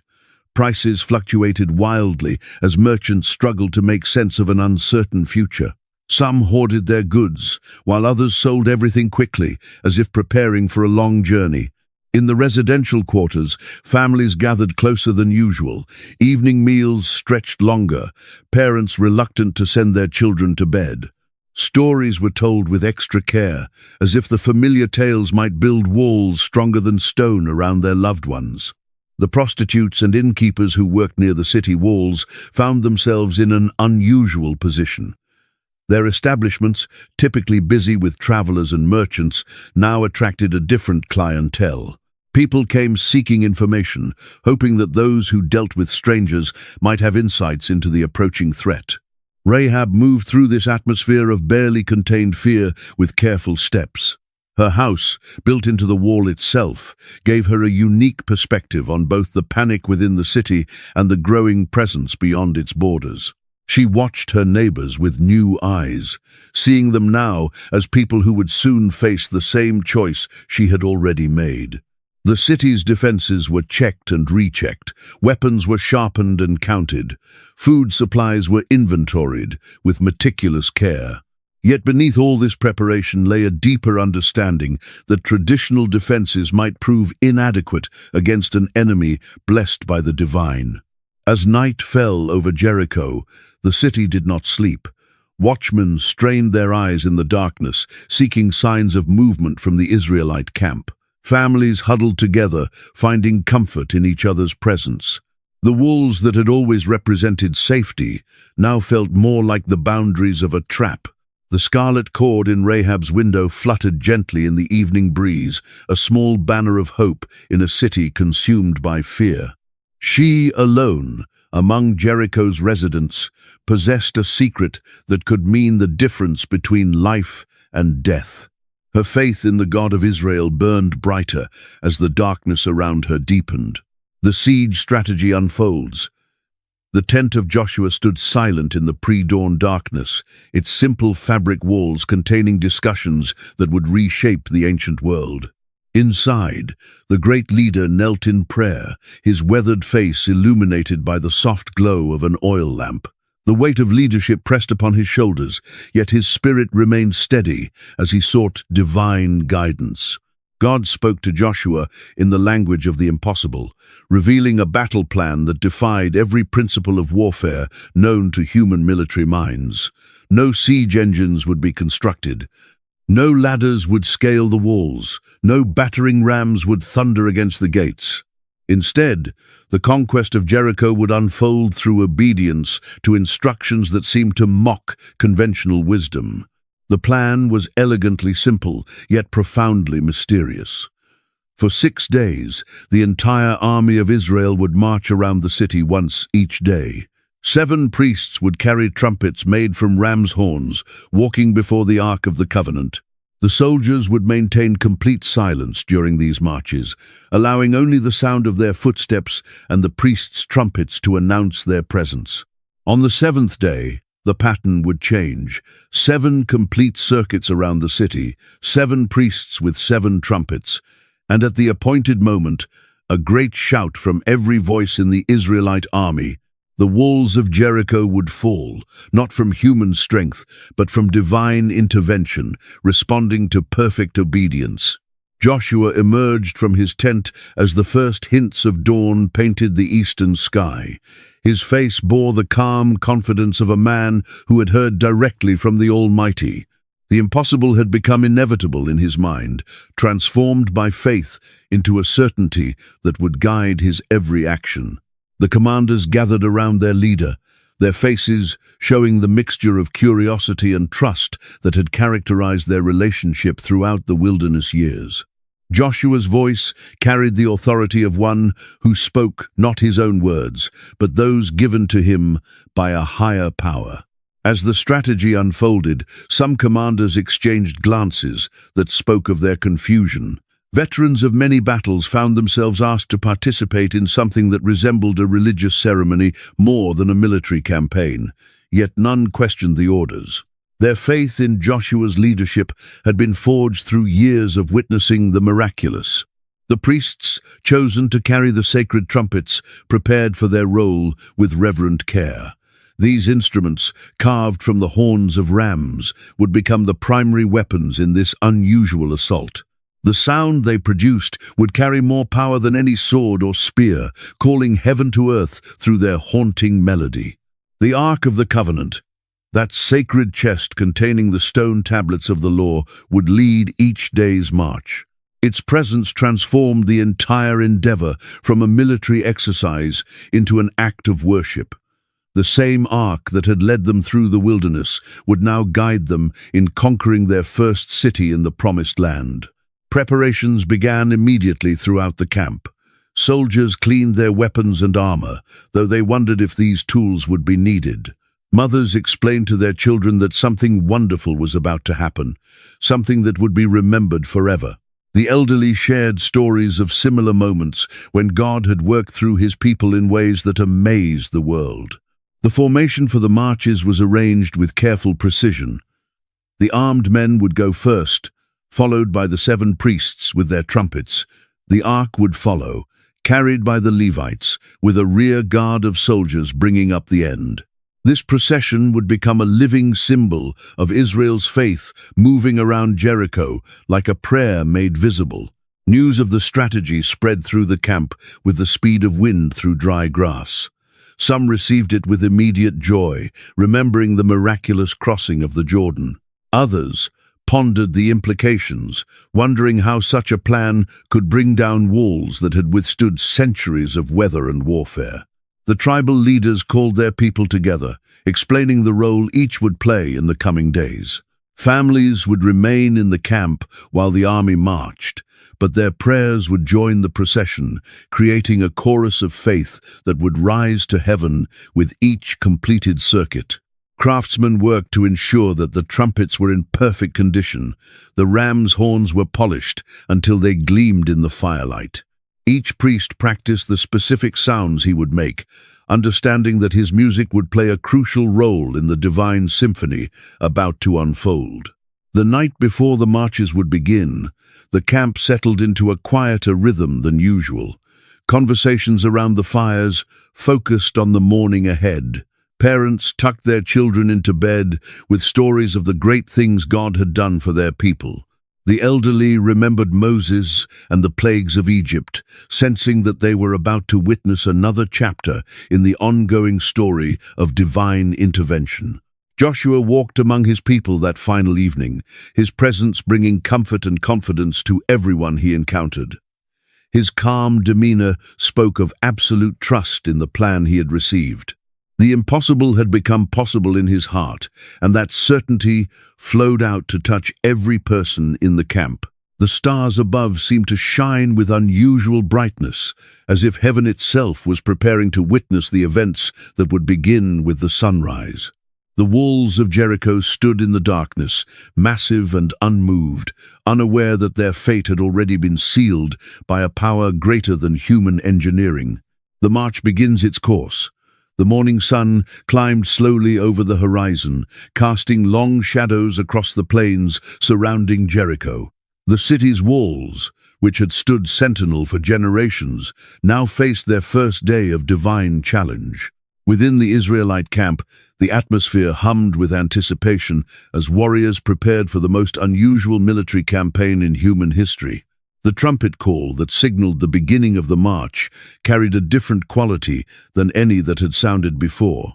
Its notes seemed to pierce the air with supernatural clarity, reaching every corner of the camp and echoing off the distant walls of Jericho. Soldiers who had heard countless battle calls recognized something sacred in this sound. The armed men formed their ranks with practiced precision, their weapons gleaming in the morning light. These were veterans of wilderness battles, men who had learned to trust in divine guidance over human strategy.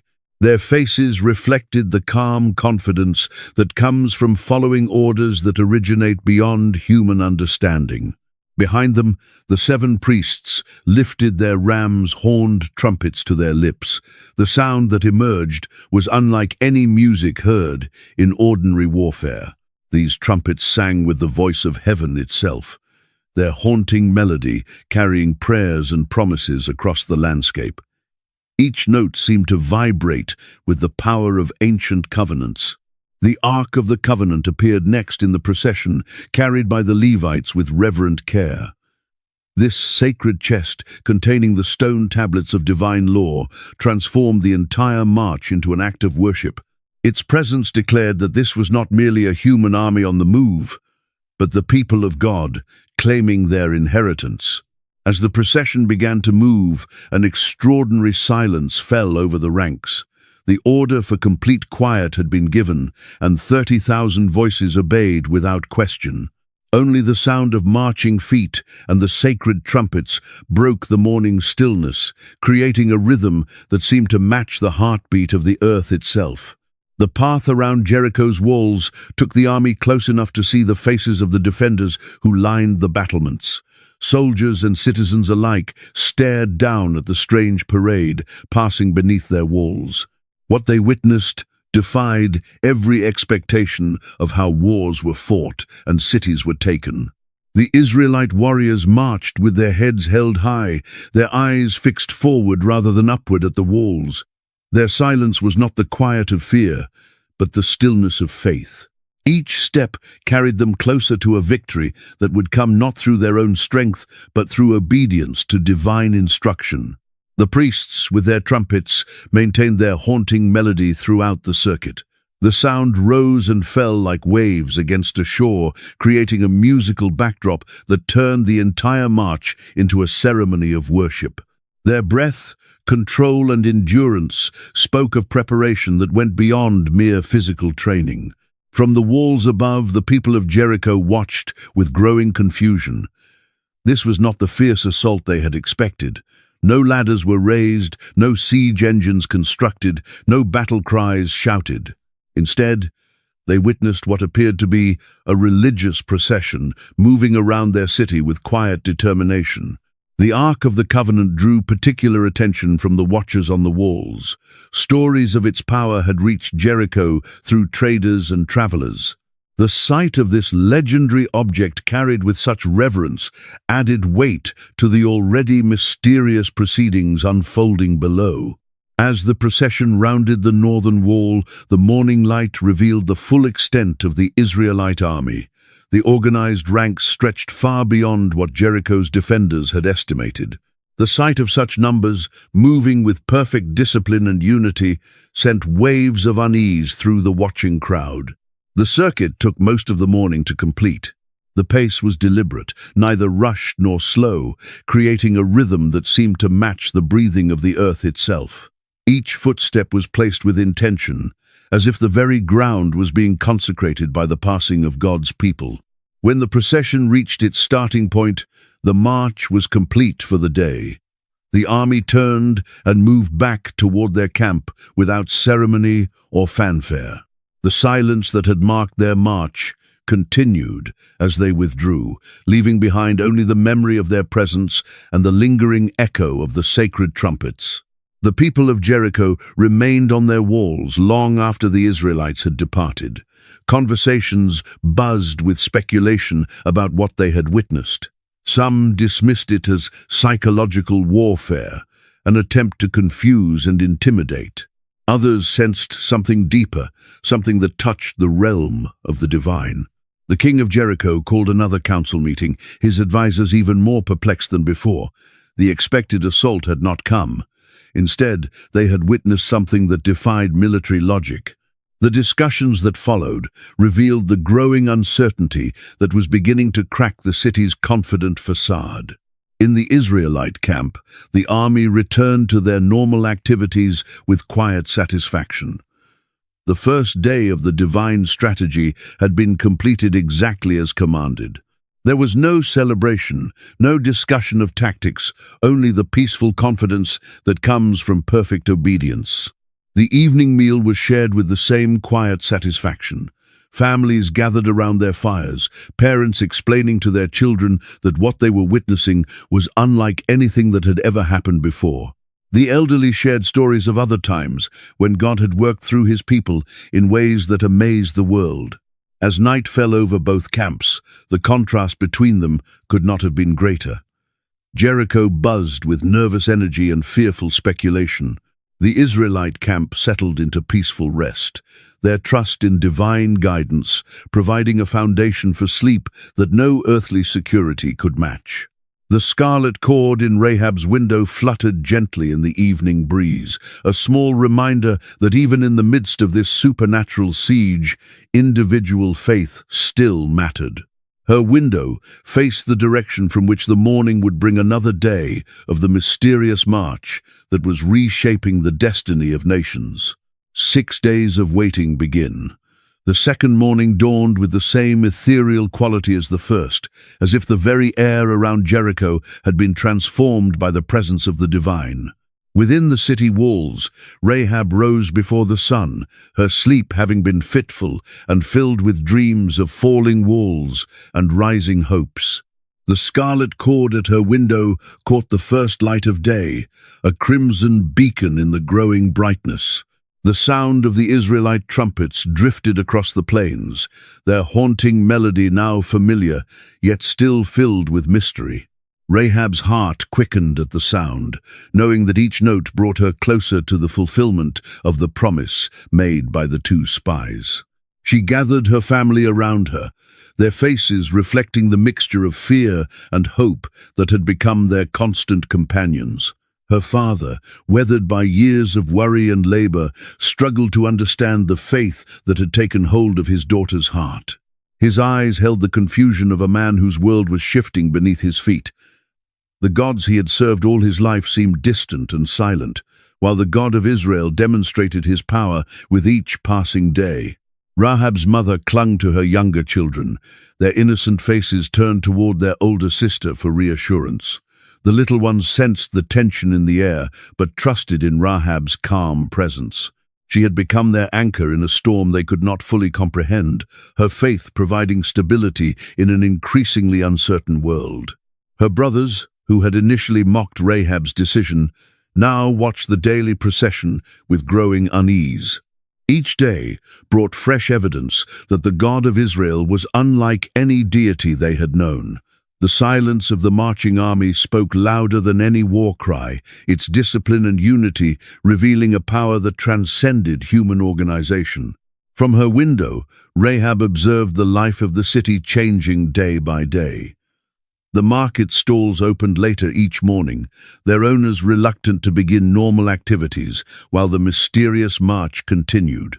Conversations in the streets grew more hushed, more urgent. The weight of waiting pressed down on everyone like a physical burden. The third day brought new patterns of behavior among Jericho's residents. Some families began to hoard food and water, preparing for a siege that might last for months.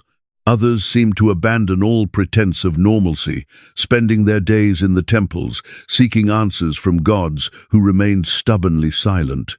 The priests of Jericho worked frantically to maintain their relevance in a crisis that seemed beyond their understanding. Their rituals and sacrifices continued, but with an increasingly desperate quality. The people who came to them for guidance left with the same questions they had brought, finding no comfort in the familiar ceremonies. On the fourth day, the city's children began to incorporate the strange procession into their play.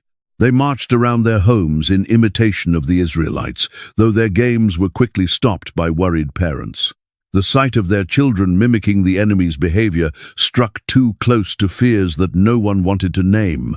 The king of Jericho called daily council meetings, but the discussions grew more circular and less productive with each passing day.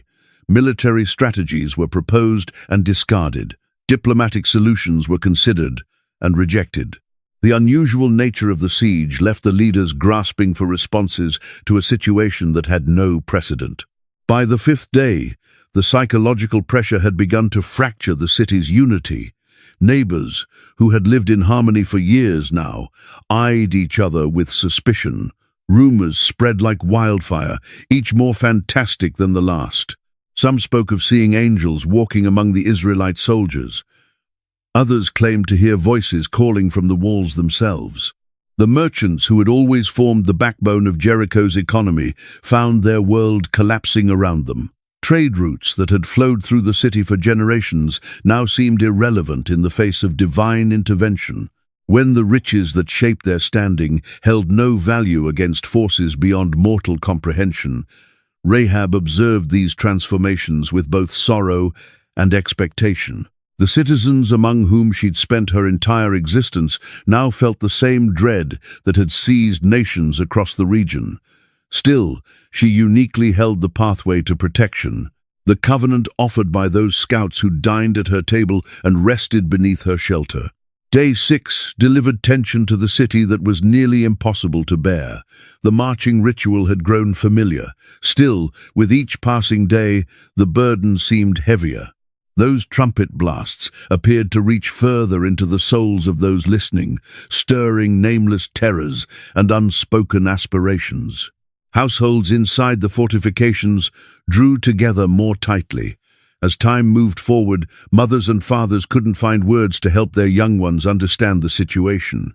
The innocent questions from children pierced through grown-ups' attempts at logical explanation, laying bare the anxiety beneath their manufactured composure.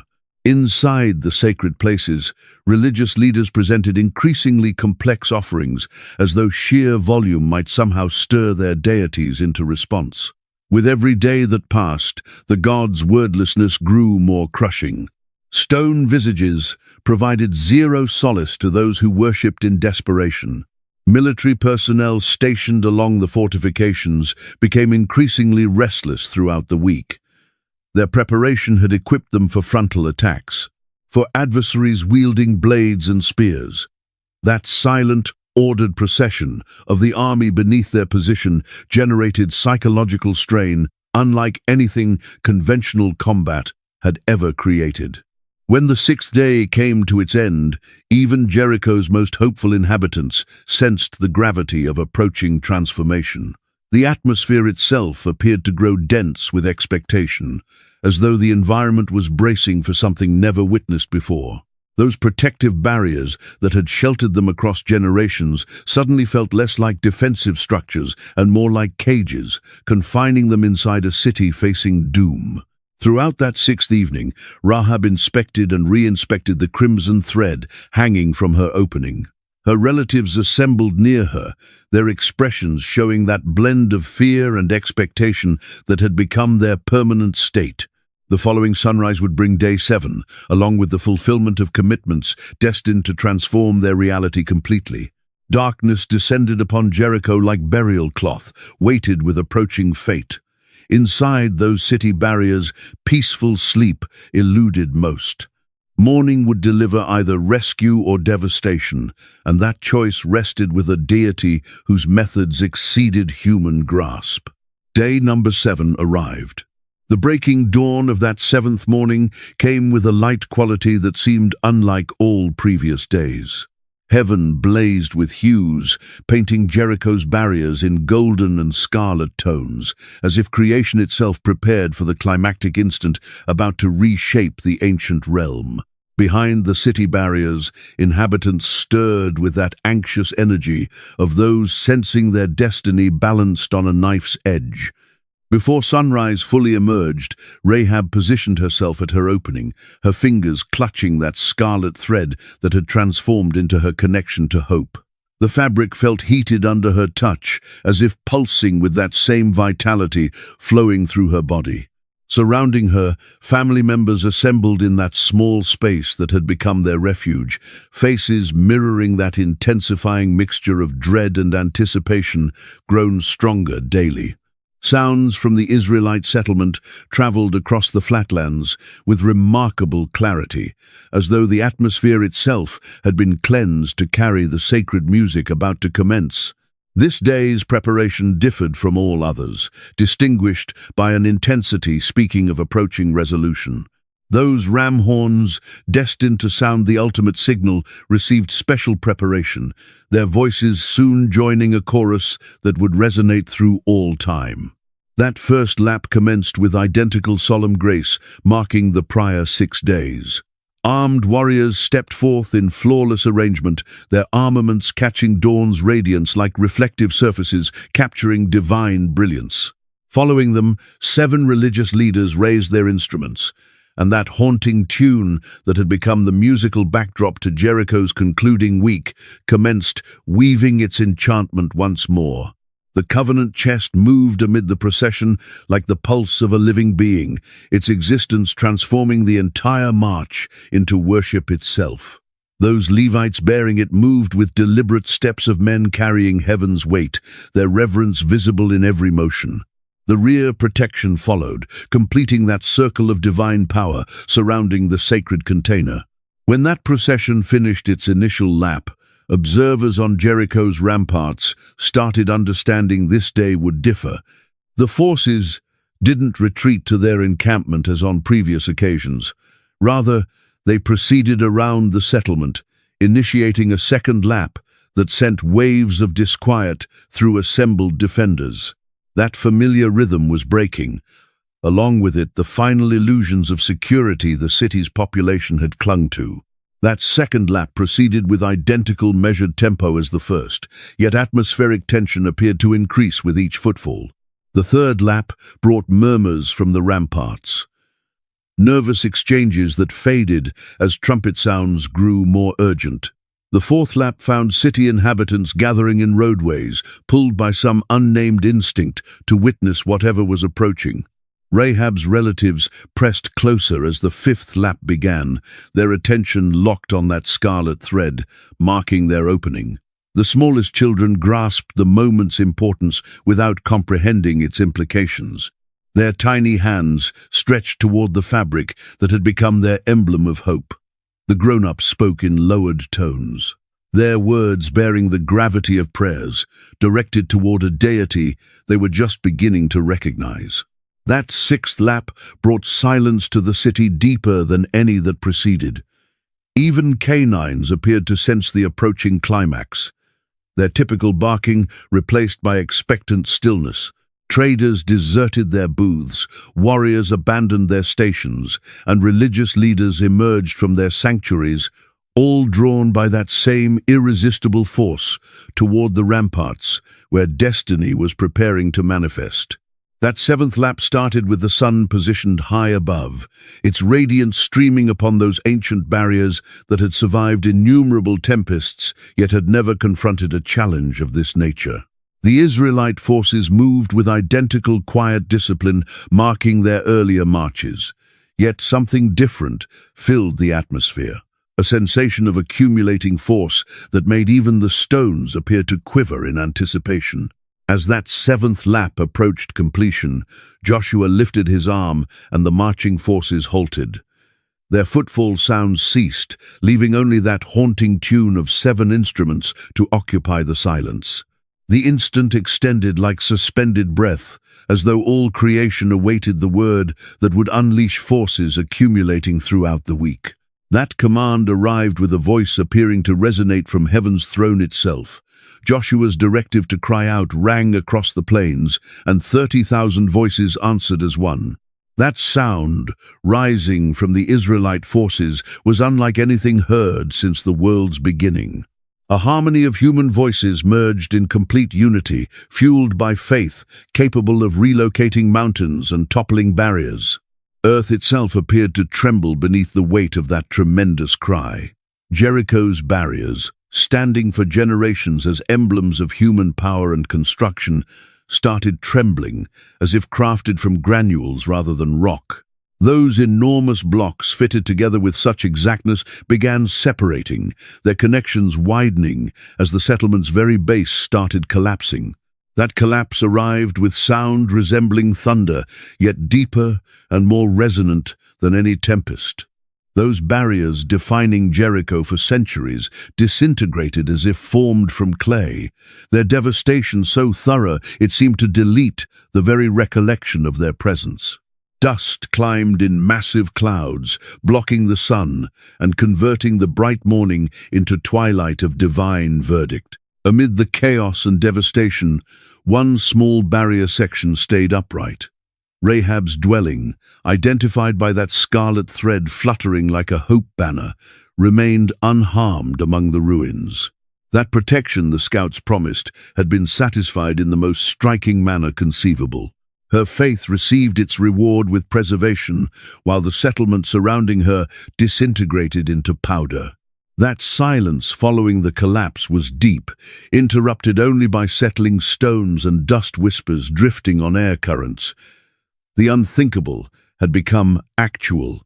That divine commitment had been satisfied, and the settlement appearing unconquerable now rested in ruins before Israel's God. The wandering era had concluded, and the possession era had started. Rahab receives protection. Dust descended slowly across Jericho's remains, displaying a terrain altered beyond recognition. Where mighty barriers had stood instants earlier, only dispersed stones and wreckage remained, their ancient power reduced to fragments by divine intervention's force. Through this scene of total devastation, 2 individuals moved with deliberate intent, their attention scanning the destruction for one particular location that would honor a sacred commitment. Those Israelite warriors selected for this particular assignment carried their oath's burden in their spirits.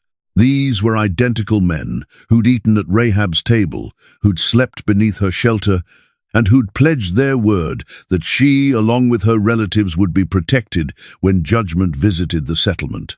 That scarlet thread that had functioned as their marker now stood as a hope beacon amid the wreckage. That barrier section, housing Rahab's residence, stood like a monument to divine safeguarding. Its stones remained whole, while everything surrounding had disintegrated to powder. That scarlet thread moved softly in the wind, its crimson material capturing radiance like a mercy banner in a judgment field. Observing it brought comfort to those men who'd committed to honoring its significance. Rahab's voice emerged from inside the dwelling, her words bearing that blend of elation and terror, accompanying witnessing the impossible. Approaching footfall sounds had reached her awareness, and she recognized that deliverance's moment had come. Her relatives assembled near her, faces reflecting the wonder of individuals who'd observed their reality collapse while they stayed protected inside their small sanctuary. Those warriors climbed cautiously across the wreckage that had been Jericho's primary thoroughfare, their movements respectful as they neared the dwelling marked for rescue. That contrast between surrounding devastation and the whole residence before them functioned as a powerful illustration of the exactness with which divine verdict had been administered. When that door opened, Rahab's face emerged, her eyes shining with tears of appreciation and comfort. That commitment sustaining her through lengthy waiting days had been satisfied in the most striking manner conceivable. Israel's God had demonstrated faithfulness to his promise, and the pledge sworn by his servants had been respected to the tiniest detail. That family, emerging from the dwelling, represented a cross-section of Jericho's inhabitants, transformed by faith from condemned city citizens into divine mercy recipients. Rahab's parents, her siblings, and extended relatives who'd chosen trusting her decision now found themselves among the living while their neighbors had died in the collapse. Those warriors addressed the frightened family gently, their voices bearing the power of men serving Israel's God. They clarified that safe transit had been organized, that their lives would be maintained, and that they'd receive a position among God's people. That covenant formed in secrecy was now being satisfied in days full illumination. That journey from Rahab's dwelling ruins to the Israelite settlement was handled with thoughtful attention to the family's emotional condition. Those warriors grasped that these individuals had just witnessed everything they'd known completely destroyed.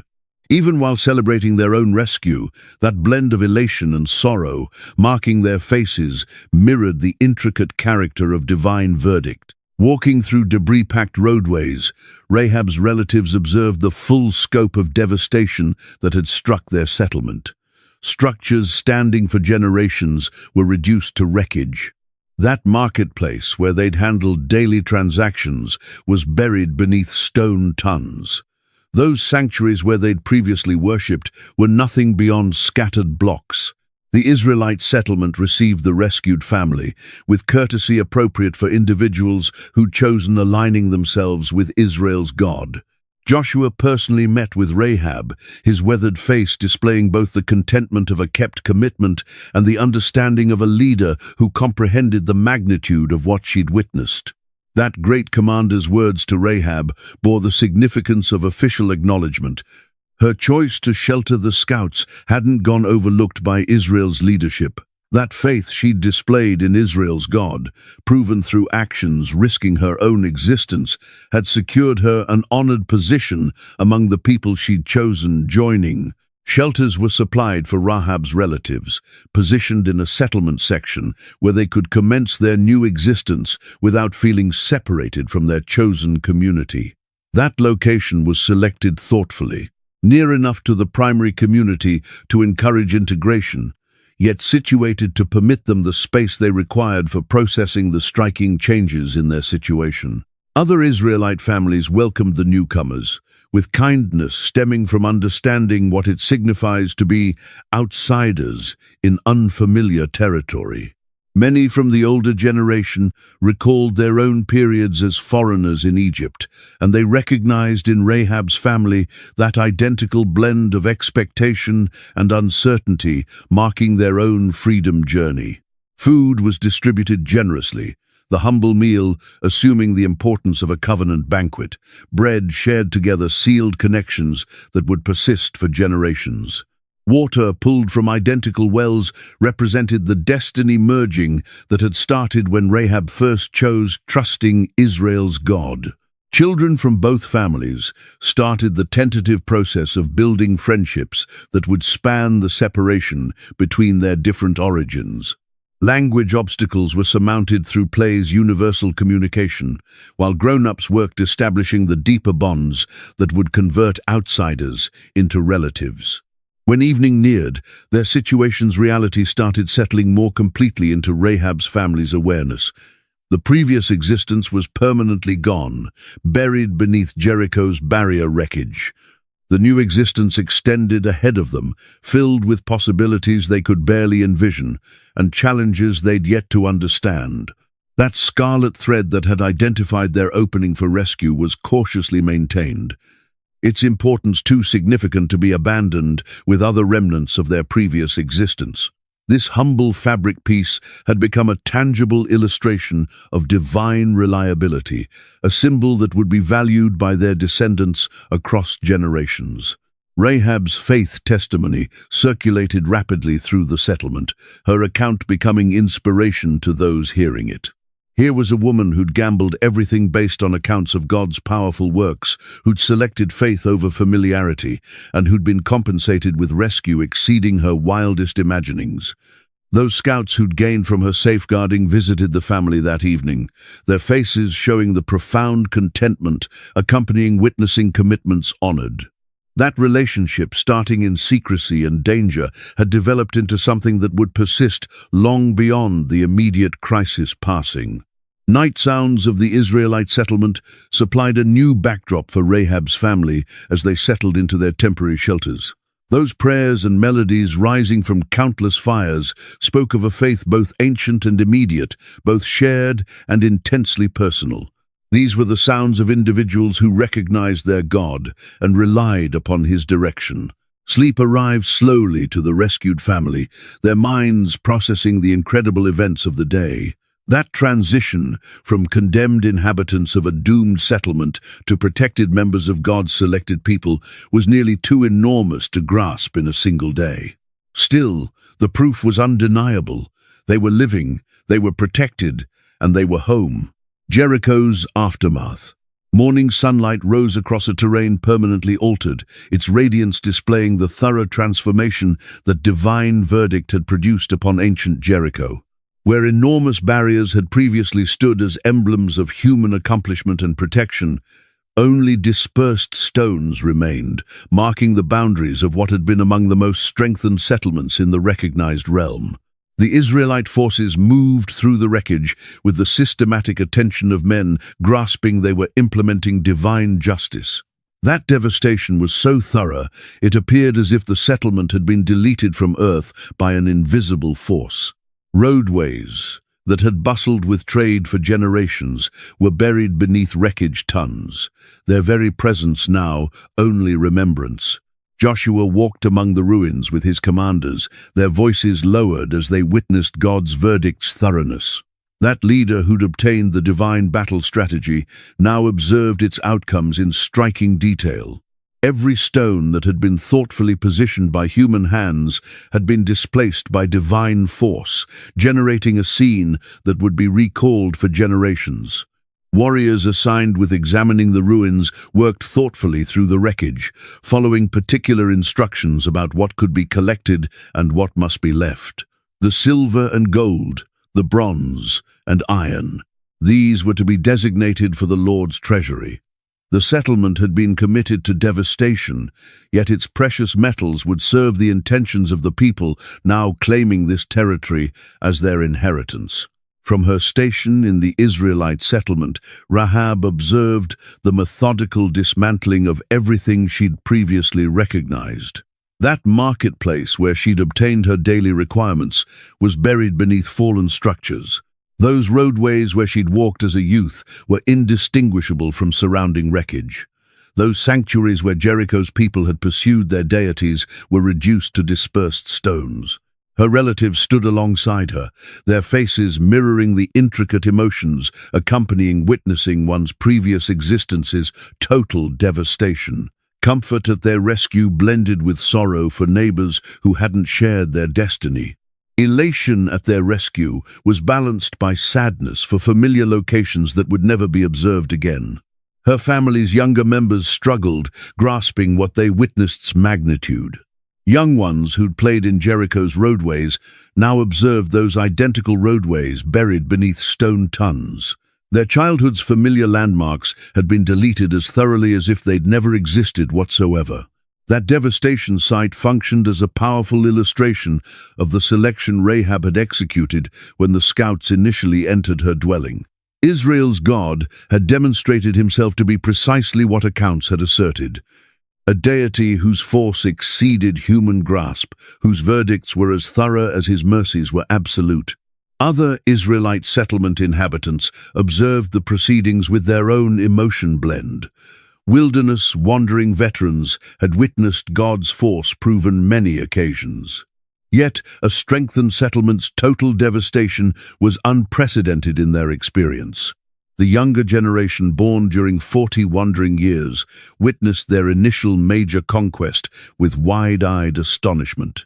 Those religious leaders who'd borne the covenant chest around the settlement now supervised the precious metal collection that would be added to the sacred treasury. Their respectful treatment of these materials mirrored their grasp that even war spoils belonged primarily to God and only secondarily to the individuals who'd been his verdict instruments. Ruin examination work proceeded throughout the day, yet it was work handled in an atmosphere of respectful wonder rather than victorious celebration.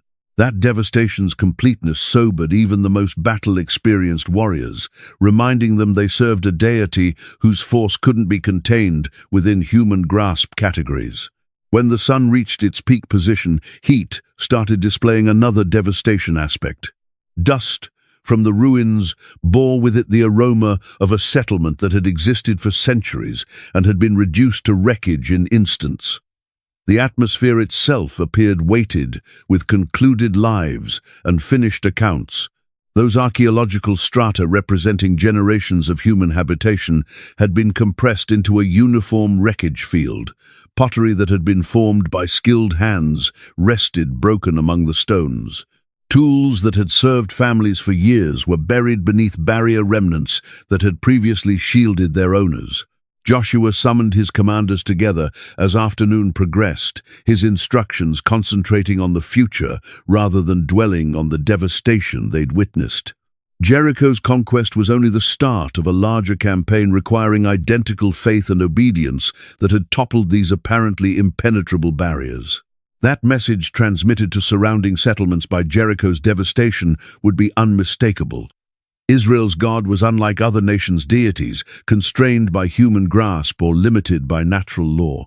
His force could flatten mountains and dry seas, and no barrier constructed by human hands could stand against his determined intention. When evening neared, ruin work was halted. Yet what had been accomplished's impact kept reverberating through both the Israelite settlement and the surrounding territory. Messengers had already transported news of the miraculous conquest to distant settlements, circulating fear among Israel's adversaries and expectation among any who might select aligning themselves with the God who'd proven such awesome force. Fires burning in the Israelite settlement that night projected dancing shadows appearing to celebrate the victory achieved through faith rather than force. Melodies rising from around those fires spoke of a God keeping his commitments, who compensated obedience and who could accomplish the unthinkable through individuals willing to rely upon his direction. Rahab, along with her relatives, assembled around their own fire, their spirits filled with appreciation for the rescue they'd encountered. That scarlet thread that had identified their opening now rested protected among their few possessions, a tangible illustration of the day when faith had been compensated with existence itself. The previous realm was gone, yet the new realm extended before them, filled with possibilities they were only starting to envision. Rahab, among outsiders. Days following Jericho's conquest delivered a new challenge category for Rahab, along with her relatives, one requiring different courage forms than they'd needed during the siege. That physical protection they'd obtained through divine safeguarding now yielded to the more delicate difficulties of discovering their position among individuals whose traditions, language, and lifestyle differed dramatically from everything they'd recognized. The Israelite settlement buzzed with activities of nomadic individuals preparing to settle in their committed territory. Families who'd wandered the wilderness now confronted permanent dwelling prospects, established communities, and the transformation from a traveling nation into a settled society. For Rahab's relatives, this transition bore the supplementary intricacy of learning to belong to individuals they'd only recently joined. Language obstacles generated the first and most immediate challenges. While Rahab had acquired some Hebrew during her exchanges with travelers and traders, her family members struggled with even fundamental communication. Basic requests for food or directions required gestures and patience from both sides, generating awkward moments, reminding everyone of the cultural separation requiring bridging. Israel's religious practices presented another area where thoughtful navigation was required. Worship's daily rhythms, Sabbath observance, and dietary regulations governing what could and couldn't be consumed were all foreign concepts to individuals who'd grown in Jericho's polytheistic culture. Learning these new methods required both commitment from the newcomers and patience from their instructors. Certain Israelite community members welcomed the refugees with open acceptance, observing their existence as proof of God's capacity to transform spirits and attract individuals from every nation to himself. These families invited Rahab's relatives to distribute meals, instructed them in Hebrew phrases, and included them in daily activities, helping span the separation between outsider and neighbor. Others regarded the newcomers with suspicion, difficult to conceal. The reality that these individuals originated from Jericho, a settlement that had been committed to devastation, raised questions in certain minds about whether their conversion was authentic or merely convenient. Murmured exchanges and sideways glances reminded Rahab that acceptance would require earning rather than assuming. Young ones adapted most rapidly to their new situation, their natural adaptability, permitting them to acquire the language and traditions with remarkable velocity. Rahab observed with amazement as her youngest relatives started playing with Israelite young ones. Their activities functioned as a span between cultures that adult exchanges sometimes struggled to reach.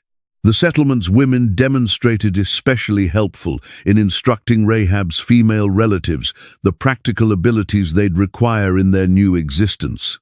Cooking approaches, weaving methods, and child-rearing practices, all she differed from what they'd recognized in Jericho.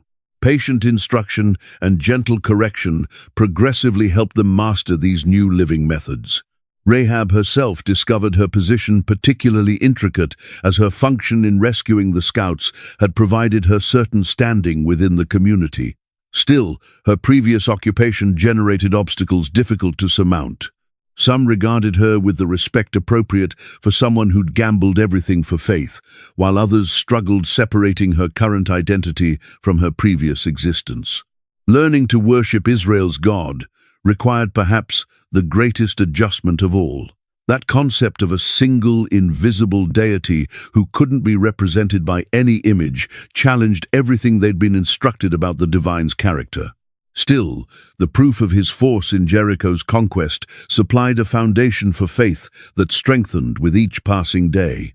The tribe's leadership worked thoughtfully to guarantee the integration process advanced smoothly. Joshua personally took interest in Rahab's relatives, grasping that their successful adaptation would function as an example to other foreigners who might select joining Israel in the future. His direction and safeguarding helped establish their legitimacy within the community. Economic integration presented its own challenges, as the abilities and knowledge that had served them well in Jericho required adaptation to their new situation. Those trade networks they'd recognized were gone. That currency they'd utilized was valueless, and the social bonds that had enabled business were permanently severed. That shelter, functioning as their temporary dwelling, became a gathering location where previous and new lifestyle methods intersected. Hebrew lessons were handled around the evening fire, while accounts of Jericho's history were distributed with Israelite neighbors who'd never observed a walled settlement. These exchanges enriched both communities, generating bonds that exceeded cultural differences. Rahab's testimony became a powerful instrument for encouraging faith within the broader Israelite community. Her willingness to gamble everything based on accounts of God's powerful works functioned as an example to those who sometimes struggled with doubt. That physical proof of her rescue supplied tangible verification of divine reliability that strengthened many's faith. Israel's seasonal festivals and celebrations supplied opportunities for deeper integration as Rahab's relatives learned participating in shared worship and celebration. The Passover, with its emphasis on bondage rescue, held particular significance for individuals who'd encountered their own miraculous rescue from devastation. As weeks converted into months, obstacles between outsider and neighbor started dissolving. Shared encounters, mutual help during need periods, and the common challenges of establishing existence in new territory generated bonds that exceeded the differences in origin and history that had initially separated them. That transformation wasn't without its difficult instance. Cultural misunderstandings, religious adjustments, and the basic homesickness accompanying departing, everything familiar, all extracted their toll. Still, that underlying faith foundation that had delivered them to this point supplied strength for each new challenge they confronted. That scarlet thread that had previously identified their opening for rescue now functioned as a reminder of the journey they'd undertaken. From outsiders pursuing mercy to insiders learning to belong, their account was becoming woven into God's people's larger narrative. That thread that had previously identified them for rescue was now part of their new community's fabric, connecting them to their chosen family with ties that would persist for generations. The new start. Morning sunlight projected long shadows across the Israelite settlement as Rahab stepped into her new realm. Surrounding her, a different existence's rhythms manifested. Women pulled water from wells she'd never observed. Young ones played activities with regulations she didn't recognize. Her new people's language flowed like a river she was learning to navigate. Her relatives clustered close in those initial days. Her mother's eyes held concern lines deeper than previously. Her father spoke minimally, his weathered hands grasping and releasing as he observed the unusual traditions surrounding them. The siblings who'd previously filled their dwelling with laughter now whispered among themselves, uncertain of their position in this new arrangement. The Israelites had provided them a territory portion near the settlement's edge, a practical selection perhaps, near enough to be shielded, distant enough to preserve boundaries. Rahab grasped the unspoken communication. They were welcome, yet they were also observed. Each day delivered small challenges, displaying the vast distance between her previous existence and this new one. Bread preparation differed from her mother's ancient approaches. Prayers rising at dawn and dusk followed rhythms her ears had never heard. Even the stars appeared arranged differently in this location where Israel's God was praised. Still, something deeper stirred within Rahab's spirit. Beyond the practical struggles of learning new methods, she felt a pull towards something greater. That faith that had motivated her to rescue the scouts now strengthened in daily existence's soil.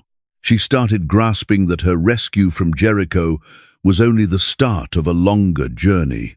The God who toppled mighty barriers appeared to be constructing something new in her existence. Each morning delivered opportunities to select trust over fear, expectation over despair. That scarlet thread that had identified her opening now appeared to identify her very soul with the commitment of belonging to something eternal. Her young ones adapted more rapidly than the grown-ups. They acquired the Hebrew language with ease, their young voices soon joining melodies that resonated through the settlement. Their laughter started returning, tentative initially, then strengthening as they discovered their position among Israelite young ones. Rahab observed them with a blend of elation and sadness. Elation because they were protected, because they had a future. Sadness because she observed how rapidly they were becoming part of a realm that still felt foreign to her. That generation's separation appeared to expand with each passing day. Constructing a new existence's work consumed her days. There were abilities to learn, connections to build, and trust to secure. The Israelite women approached her with caution, their eyes holding questions they didn't voice. She grasped their hesitation. After all, she'd been part of the adversary not so long previously. Yet progressively, small kindness acts started spanning the divide. A distributed meal here, help with a difficult assignment there. Young ones playing together generated bonds that their parents slowly started following. Daily existence's universal language started weaving connections where formal introductions had failed. At night, when the settlement settled into stillness, Rahab would gaze upward at the stars and recall Jericho's barriers. The existence she departed behind appeared like a dream now. The familiar roadways, the recognized faces, the routines that had shaped her days, all of it had disintegrated along with the settlement barriers. That woman who'd previously stood at her opening, observing the Israelite forces march beneath, was being transformed into someone new. Each day stripped away another layer of her previous identity, displaying someone she was only starting to recognize. That process was both frightening and wonderful, like observing herself being born anew. Her faith, previously a desperate gamble in a crisis instant, now became the foundation upon which she constructed each new day. The God who'd rescued her existence was reshaping her spirit, her mind, her very grasp of what it signified to be alive. That scarlet thread that had previously hung from her opening now rested in a small wooden container among her few possessions. Yet its significance hadn't faded. If anything, it had deepened. It reminded her that rescue wasn't just about danger escape, but about transformation into something beautiful and new. As weeks converted into months, Rahab started sensing the first stirrings of something she'd never expected. A sense of home. Not the home of familiar locations and faces, yet the deeper home of belonging to individuals and a deity who'd claimed her as their own. The new start wasn't just about learning to exist in a different location. It was about learning to exist as a different individual. That woman who'd previously served Jericho's deities now served Israel's God. That woman who'd previously hidden behind deception, now walked in truth's radiance. That woman who'd previously feared for her existence now lived with divine protection's confidence. Her account was being rewritten, not by her own hand, yet by the God's hand, who delivered her out of darkness into radiance. Each day was a new page in an account that was far from concluded. The best chapters she sensed were still approaching. The redemption journey. Rahab's transformation manifested like a flower opening to sunlight. Month by month, her previous existence appeared to fade, while something entirely new claimed its position. That woman, who'd previously navigated Jericho's dark corners, now walked openly in her new faith's radiance. Her past had been distinguished by survival, by selections executed in desperation and necessity. Every day had delivered the challenge of earning a living in a realm offering minimal options for women like her. Jericho's roadways had been harsh instructors, and she'd learned their lessons well, perhaps too well. Yet Israel's God appeared to specialize in accepting broken things and rendering them whole. What had previously been shame sources started displaying themselves as strength sources. That courage that had guided her to execute difficult selections now guided her to embrace a different courage category. The courage to rely upon something greater than herself. The Israelite settlement became her classroom, and existence itself became her instructor. She learned to pray in methods reaching beyond desperate pleas for help. Her prayers became exchanges with a God who appeared to listen, who appeared to care about her daily existence's details. Her new people's rituals and ceremonies started making sense. The sacrifices, the festivals, the careful holy day observance. All of it indicated toward a divine connection that was both personal and shared. She wasn't just joining a new tribe. She was joining a new grasp of what it signified to be human. Her relatives observed her transformation with wonder and sometimes with concern. They observed the peace settling over her features, the way her shoulders relaxed as months advanced. That constant tension marking her existence in Jericho slowly melted away, replaced by something they'd never observed in her previously: contentment.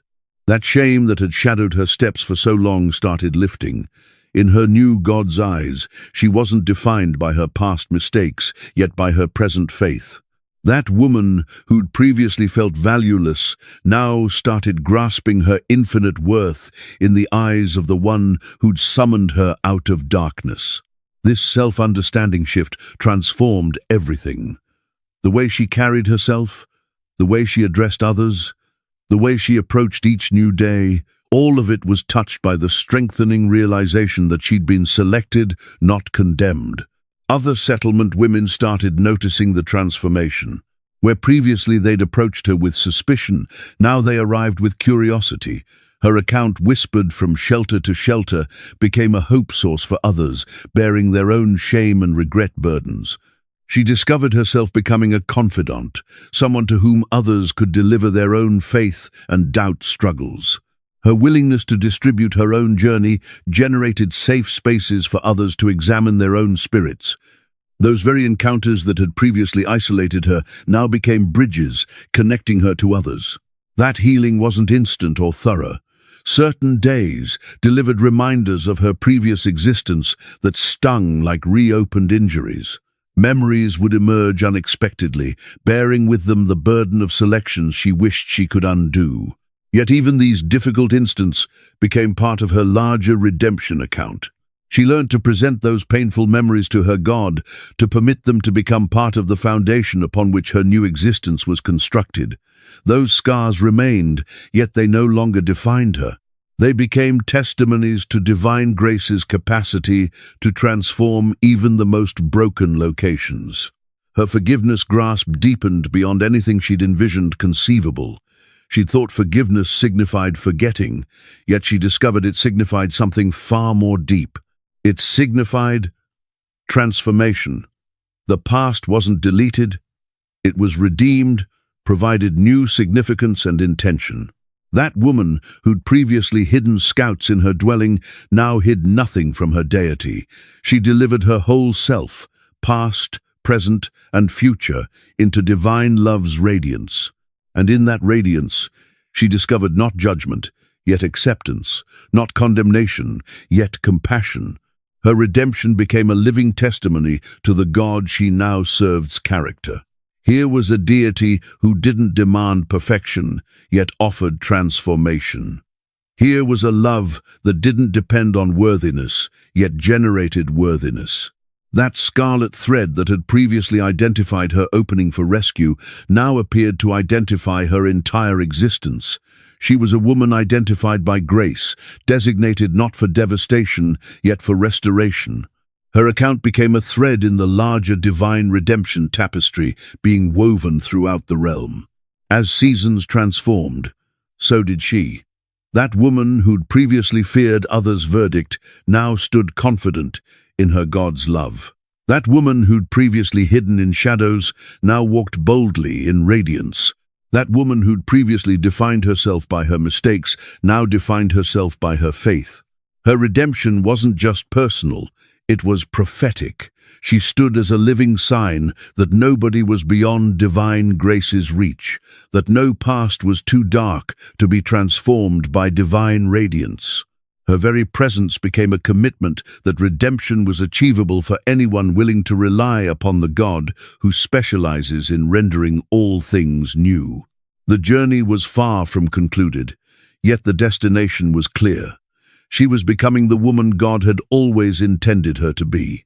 Not despite her past, yet because of how that past had been redeemed and transformed into something beautiful and new. Rahab and Salmon. The initial occasion Rahab observed. Salmon, he was instructing a group of young men about Moses' regulations. His voice traveled across the settlement with the power of someone who'd spent years studying God's methods. She paused in her work, attracted by the gentle strength in his words and the way the younger men listened with respect and attention. Salmon was a Judah descendant, his lineage traced backward through generations of faithful Israel's God-servants. His family name bore significance in the settlement, and his reputation for wisdom and integrity had been secured through years of faithful service. He was precisely the kind of man who should have had nothing to do with a woman like Rahab. Still, something stirred in his spirit when he initially heard her account. That tale of the woman who'd rescued the scouts, who'd gambled everything to rely upon Israel's God, captured his imagination in methods surprising him. He discovered himself curious about this outsider who displayed such remarkable faith. Their initial exchange happened by chance, or perhaps by divine arrangement. Rahab was pulling water from the well when her container slipped from her hands, pouring precious water onto the ground. Salmon happened to be passing nearby and helped her retrieve the container, their eyes meeting for just an instant over the simple act of shared kindness. She expected him to walk away without another word. After all, she recognized her reputation in the settlement, yet instead he lingered, asking about her relatives, about how they were adjusting to their new existence. His questions were gentle, without judgment, and she discovered herself answering more freely than she had with anyone else. Those exchanges continued. Brief encounters that progressively extended longer. He would pursue her out during evening hours, when the settlement settled into stillness. They would walk along the settlement's edges, talking about faith, about the God who delivered them both to this location, about divine providence's mysteries. Salmon was unlike any man she'd ever recognized. Where Jericho's men had been driven by appetite and ambition, he appeared driven by something deeper. His faith wasn't a burden he bore, yet a joy that illuminated his entire being. He spoke of God, not as a distant deity, yet as a father intimately involved in human existence's details. She started observing herself through his eyes, not as a woman identified by shame, yet as a woman identified by grace. His respect for her account, his admiration for her courage, slowly started healing injuries she'd borne for so long that she'd forgotten they were there. Other settlement women started noticing. Some whispered with disapproval. A man of Salmon's standing shouldn't be observed with a woman of Rahab's past. Others observed with curiosity, wondering if something beautiful might emerge from this unlikely pairing. Salmon's relatives initially regarded the developing connection with concern. They addressed him privately, reminding him of his position, his responsibilities, his future, yet they also recognized their son, recognized the depth of his faith and the wisdom of his selections. They started observing and waiting, relying that God would direct his path. For Rahab, the strengthening affection was both wonderful and terrifying. She'd never encountered love that wasn't transactional, that didn't demand something in return. Salmon's love appeared to be a gift, freely provided with no strings attached and no price demanded.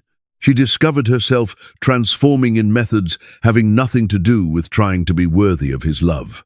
His existence in her life generated a safe space where she could continue to heal, to strengthen, to become the woman God was summoning her to be.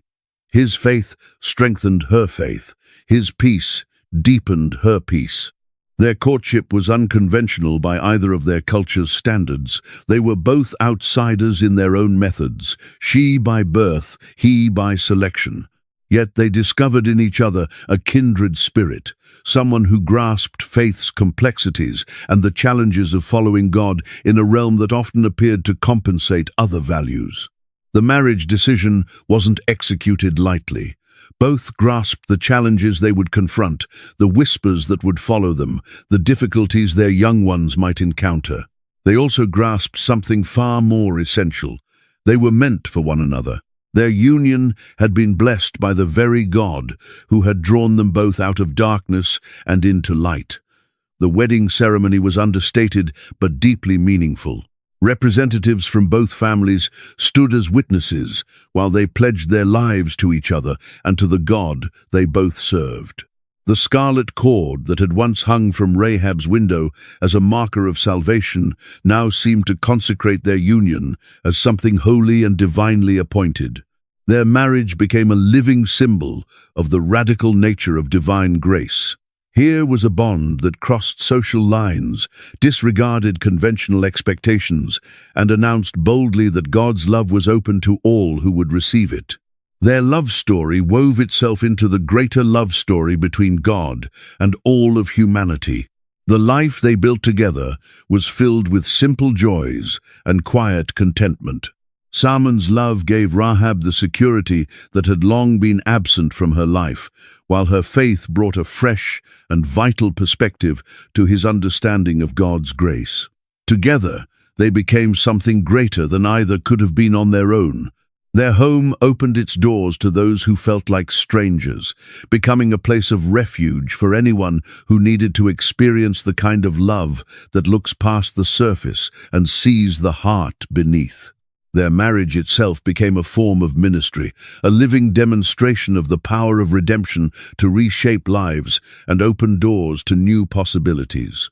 In the quiet hours they shared, Rahab would sometimes pause in wonder at the path that had carried her to this place. From the walls of Jericho to the arms of a man who loved her without reservation. It was a transformation that could only be explained by the grace of a God who made a habit of crafting beautiful conclusions to shattered stories. The lineage of kings. The child growing within Rahab's womb carried within him the weight of two worlds. Part Canaanite, part Israelite. He would stand as a bridge between his mother's past and his father's heritage. As Rahab felt the first movements of new life stirring within her, she knew that this child was more than the fruit of her love with Salmon. He was woven into a divine plan that reached far beyond anything she could fully comprehend. When Boaz entered the world, the midwives were struck by his vigor and the sense of peace that seemed to settle around him. Rahab held her son close, her thoughts drifting to the scarlet cord that had once marked her window for salvation. Now, she cradled in her arms another kind of cord, a breathing, living link in the chain of divine promise that would connect her story to the greatest story ever told. The name Boaz carried the meaning in him is strength, and from his earliest years the child seemed to inhabit that meaning fully.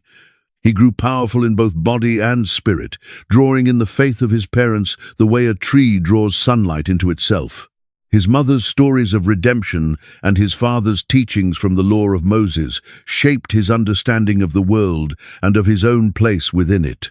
As Boaz grew, Rahab's understanding of her role in the divine plan deepened. She came to see that her rescue from Jericho had never been only about preserving her own life. It had been about protecting a lineage, about ensuring that her son would be born to carry something precious and eternal forward into the world. The boy learned early about his mother's past, not as something to be ashamed of, but as something to stand in awe before. Rahab told him the story of the spies, the tumbling walls, and the God who had spared their family from destruction. She wanted him to understand that his very existence was proof of divine grace and mercy.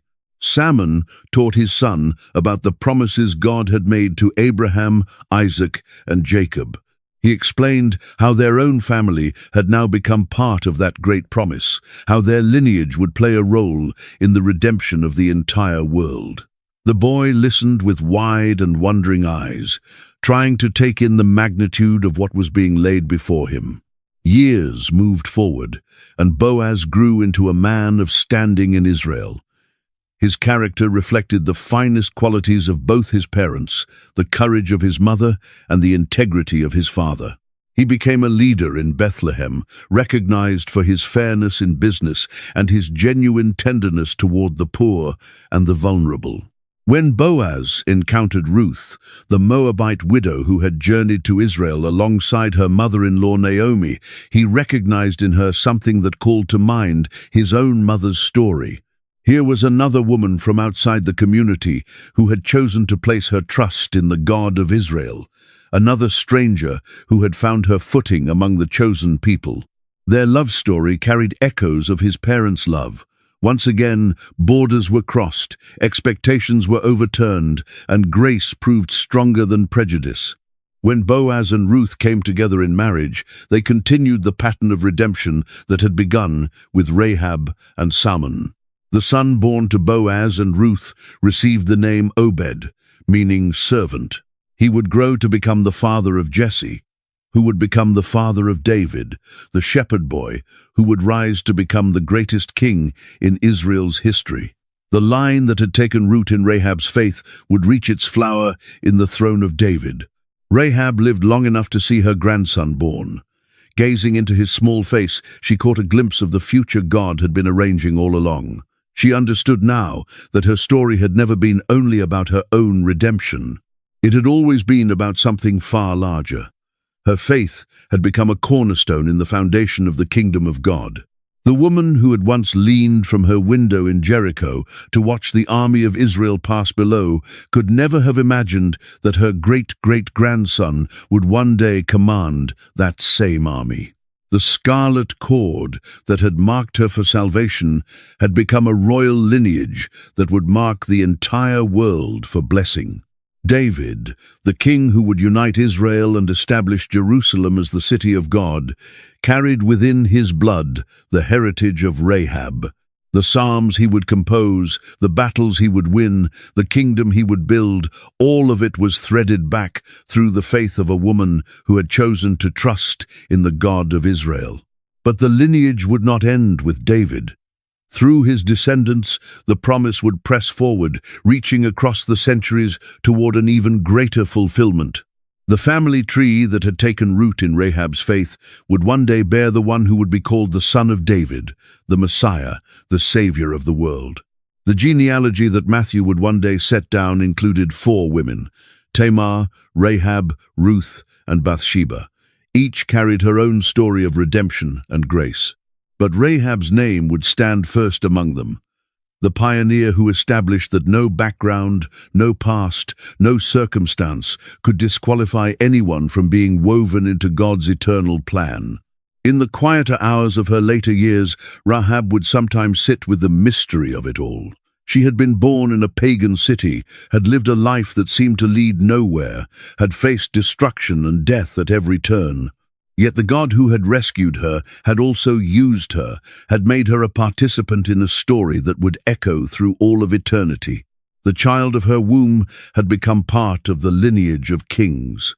But beyond even that, he had become part of the lineage of the King of Kings. Her faith had not merely saved her own life, it had played its part in saving the world.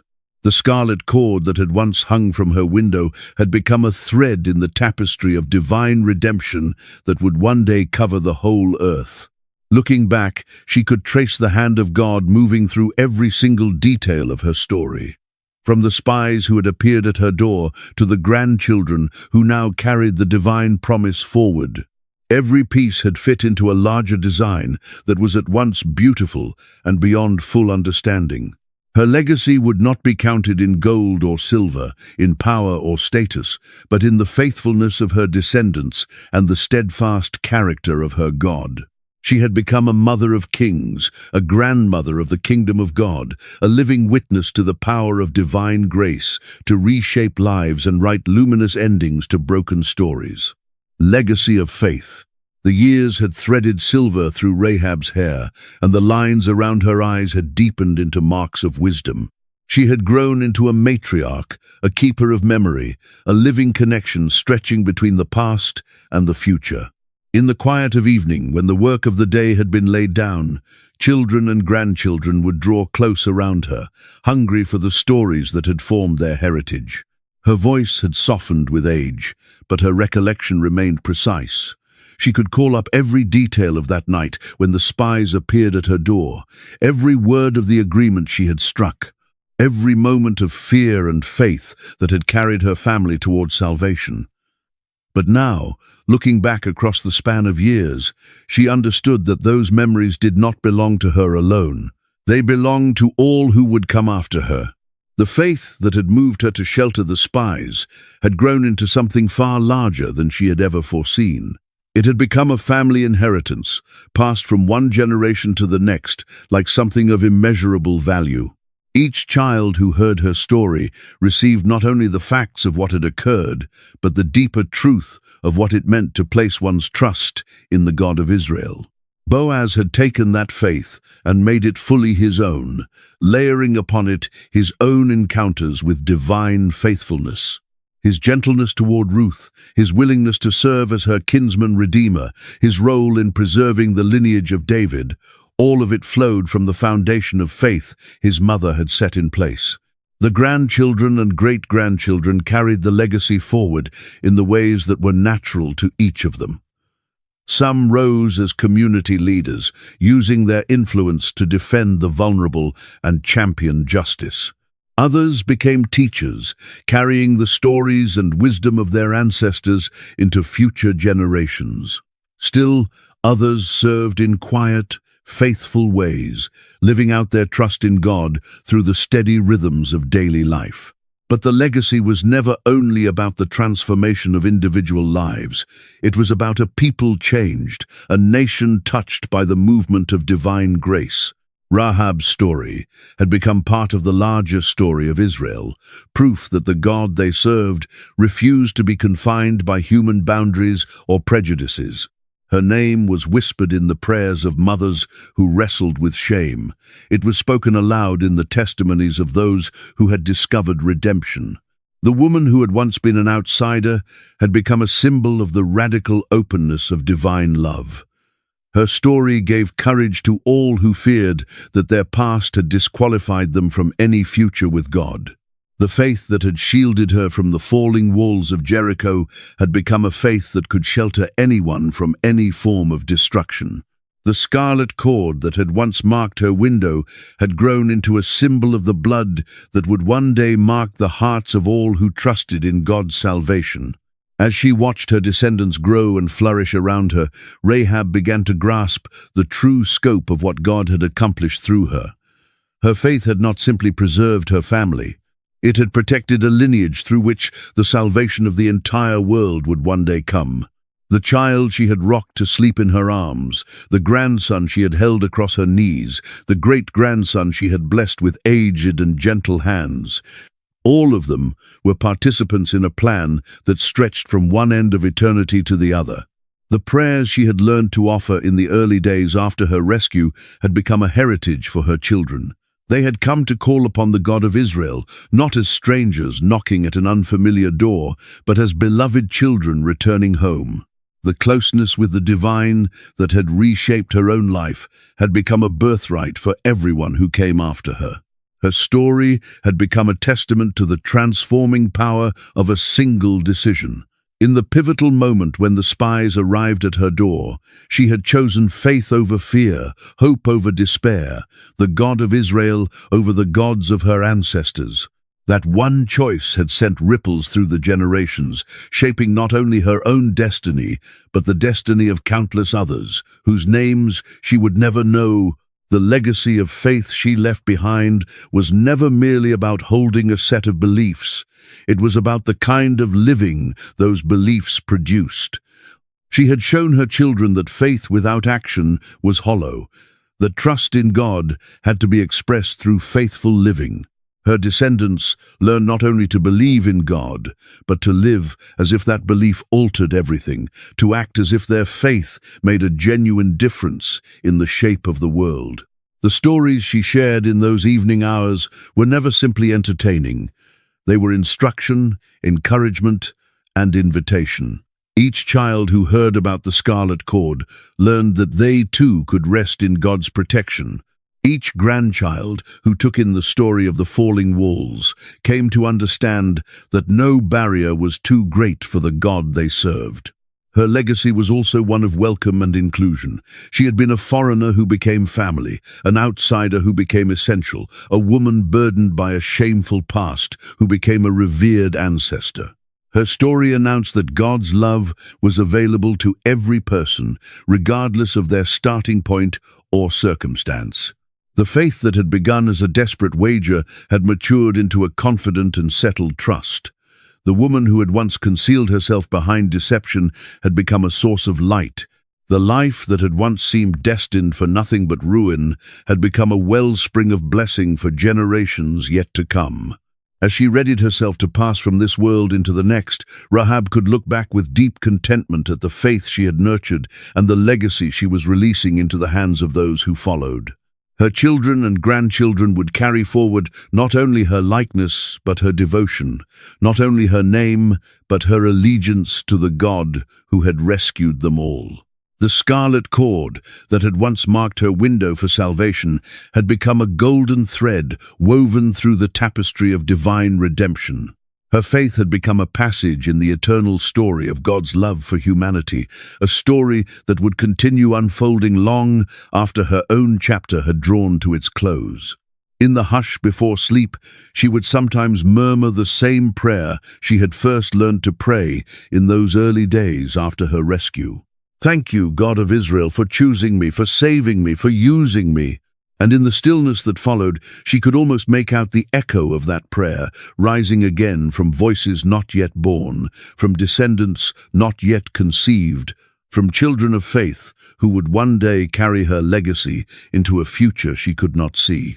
Rahab in the scriptures. Centuries rolled past, after Rahab's voice had grown still, yet her name refused to be buried. The woman who had once leaned from her window in Jericho to watch the Israelite army pass below had become far more than a figure from ancient history. She had become a symbol, a witness, a living illustration of divine grace that would speak to generations who had not yet drawn their first breath. When the writers began setting down the genealogy of Jesus, they faced a decision. They might have recorded only the names of men, following the well-worn pattern of Jewish genealogies. But something moved them to include the names of 5 women, and among them was the name of Rahab. In the Gospel of Matthew, her story became inseparable from the greatest story ever told. The inclusion was extraordinary for more reasons than one. Most genealogies of the era traced only the male line, treating women as little more than vessels through which the family name passed from one generation to the next. Yet here, in the most consequential genealogy ever committed to writing, Rahab's name appeared beside those of Tamar, Ruth, Bathsheba, and Mary, women whose stories of faith and transformation had become essential to any full understanding of God's character. She was listed not as a footnote or a concession, but as a vital thread in the divine design. She was named as the mother of Boaz, the grandmother of Obed, the great-grandmother of Jesse, the great-great-grandmother of David. Her faith had been laid as a cornerstone in the foundation of the messianic line. But the New Testament writers were not satisfied with a single mention of her name in a genealogy. They wanted to probe the deeper meaning of her story, to draw out what her faith revealed within the broader sweep of redemption. Her name appeared once more in the letter to the Hebrews, in the passage that has come to be known as the Hall of Faith. There, among the towering figures of Abraham, Isaac, Jacob, Moses, and David, Rahab's name found its rightful place. The author wrote that by faith, Rahab, the prostitute, did not perish alongside those who were disobedient, because she had welcomed the spies with hospitality. Her faith was lifted up as an example worthy of following, a pattern of what it meant to trust in God in the middle of difficult and dangerous circumstances. The description was candid about her past. She was called Rahab the prostitute, but it was equally clear about what her life had become. Her faith had changed everything. The woman once defined by her profession was now defined by her faith. The woman once known by her shame was now known by her salvation. James, the brother of Jesus, also found in Rahab's story a striking illustration of how faith and action relate to each other. He wrote that Rahab the prostitute was justified by works when she welcomed the messengers and sent them out by a different route. Her faith had been expressed through what she had done. Her belief had been proven through her behavior. The words of the apostle uncovered something of deep significance.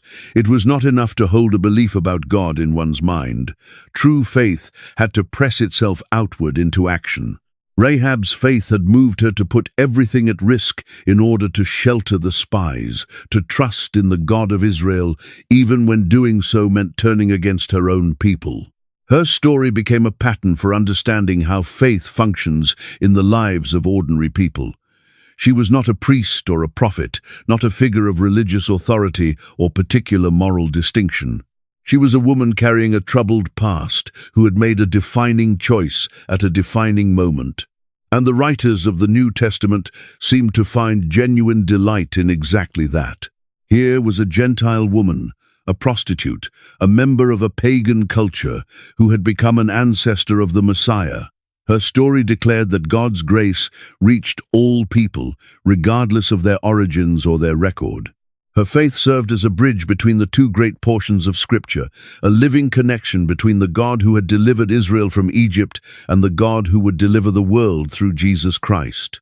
The same divine grace that had drawn her out from the crumbling walls of Jericho would one day draw all of humanity out from the walls of sin and death.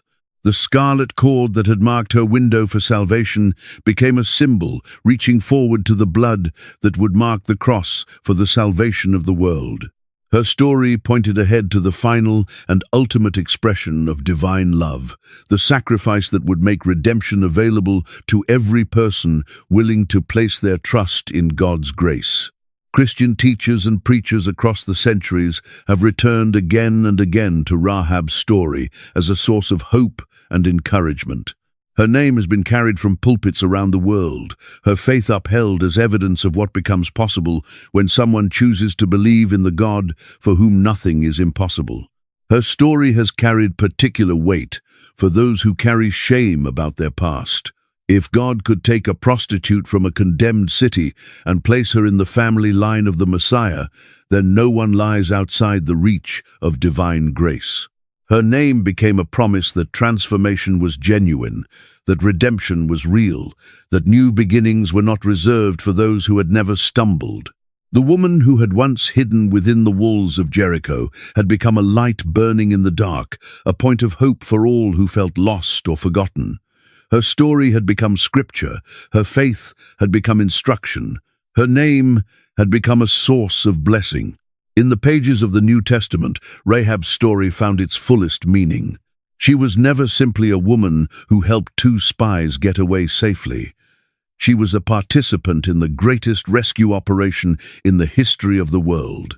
Her faith had been woven into the very foundation on which the church was built. Her courage had become part of the courage that would alter everything. The scarlet cord that had once preserved her family had become a thread in the vast tapestry of divine redemption that was being drawn across the face of the earth. Her story had become part of the eternal story of God's love for humanity, a story that would keep unfolding until the very end of time. Symbolism of the scarlet cord. The scarlet cord that hung from Rahab's window was never merely a useful signal for identifying a house to be spared. It was a symbol dense with meaning, a thread that connected her story to the wider tapestry of divine redemption. Woven into its simple fibers were truths that would resound across the ages, revelations that would speak directly to the hearts of all who longed for salvation. The color itself carried weight that went deep. Red, the color of life-giving blood, the color of sacrifice, the color of passion and power. When Rahab fastened that cord to her window, she was stepping, without fully knowing it, into a visual language that God had been speaking to humanity from the very beginning. The cord recalled an earlier moment when something red had marked a home for salvation. In Egypt, long before Rahab's time, the people of Israel had painted their doorposts with the blood of lambs, and the angel of death had moved past their homes. The same God who had preserved Israel through the blood of the lamb was now preserving Rahab through the sign of the scarlet cord. But the meaning ran deeper than color alone. The cord was a line of connection, a bridge spanning the old life and the new, standing between destruction and salvation, between death and the possibility of life. When Rahab used it to lower the spies down through her window, she was in a practical sense delivering them to safety. But in a symbolic sense, she was creating a pathway to redemption itself.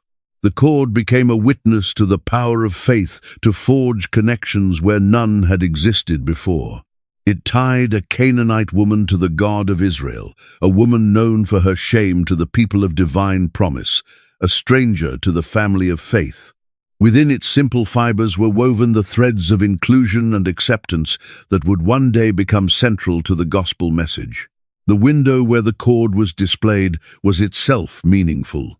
Windows are openings, places where light comes in, points where what is inside meets what is outside. Rahab's window had been her vantage point for watching the army of Israel and for observing the power of God at work. Now, it became her threshold into salvation.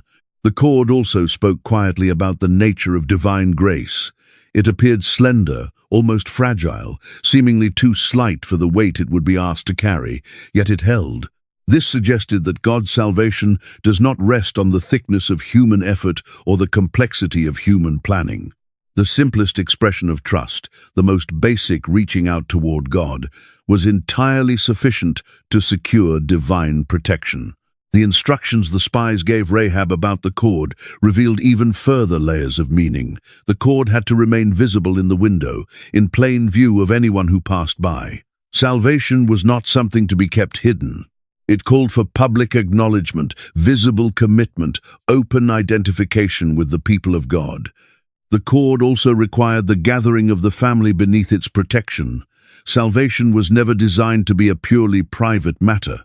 Rahab's faith would extend its cover not only over herself, but over every person who sheltered beneath the sign of that scarlet cord. The cord became an image of how one person's faith can create safety for many, how individual courage can carry communal blessing. The material of the cord itself, flax, the very plant from which linen was woven, linked it to the sacred garments of the priests, to the fine fabric used in the tabernacle, to the linen that would one day wrap the body of Christ. Even in its humble service as a rope for lowering fugitives from a high window, it carried faint but real echoes of holiness and consecration. The act of binding the cord in the window demanded a choice from Rahab. She had to decide whether to trust in the promises of the spies, whether to believe in the power of their God, whether to stake everything on the hope of being saved. The cord became the physical form of her faith, a tangible expression of her trust in a God she could not see.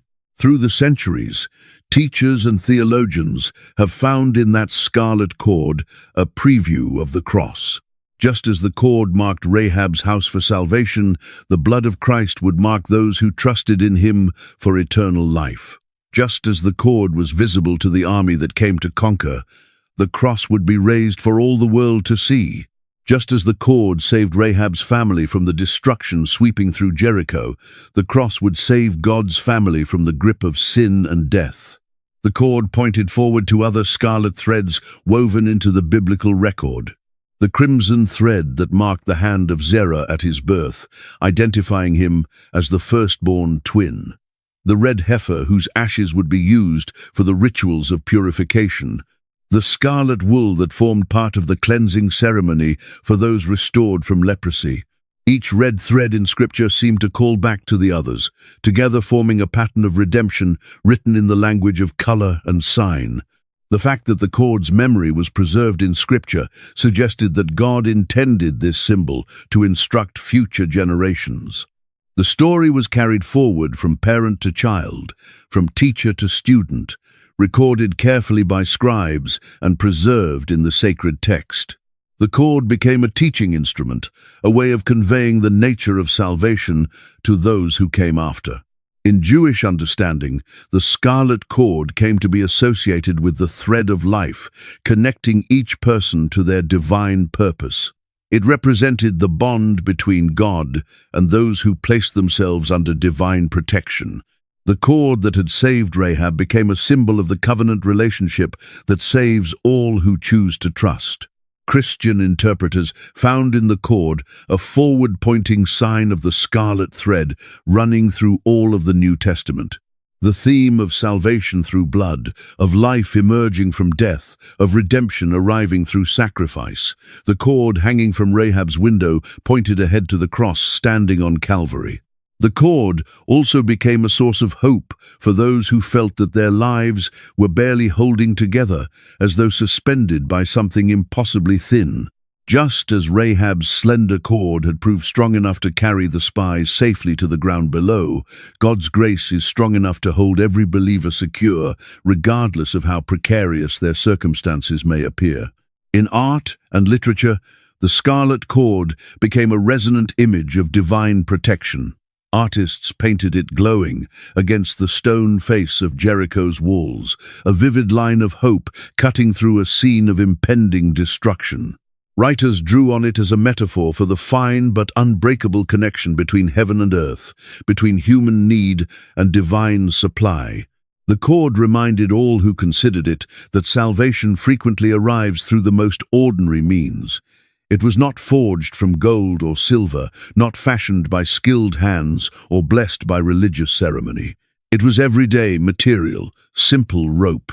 Yet in the hands of God, the ordinary was lifted into the extraordinary, the common was made sacred, and the simple was shown to be more than enough.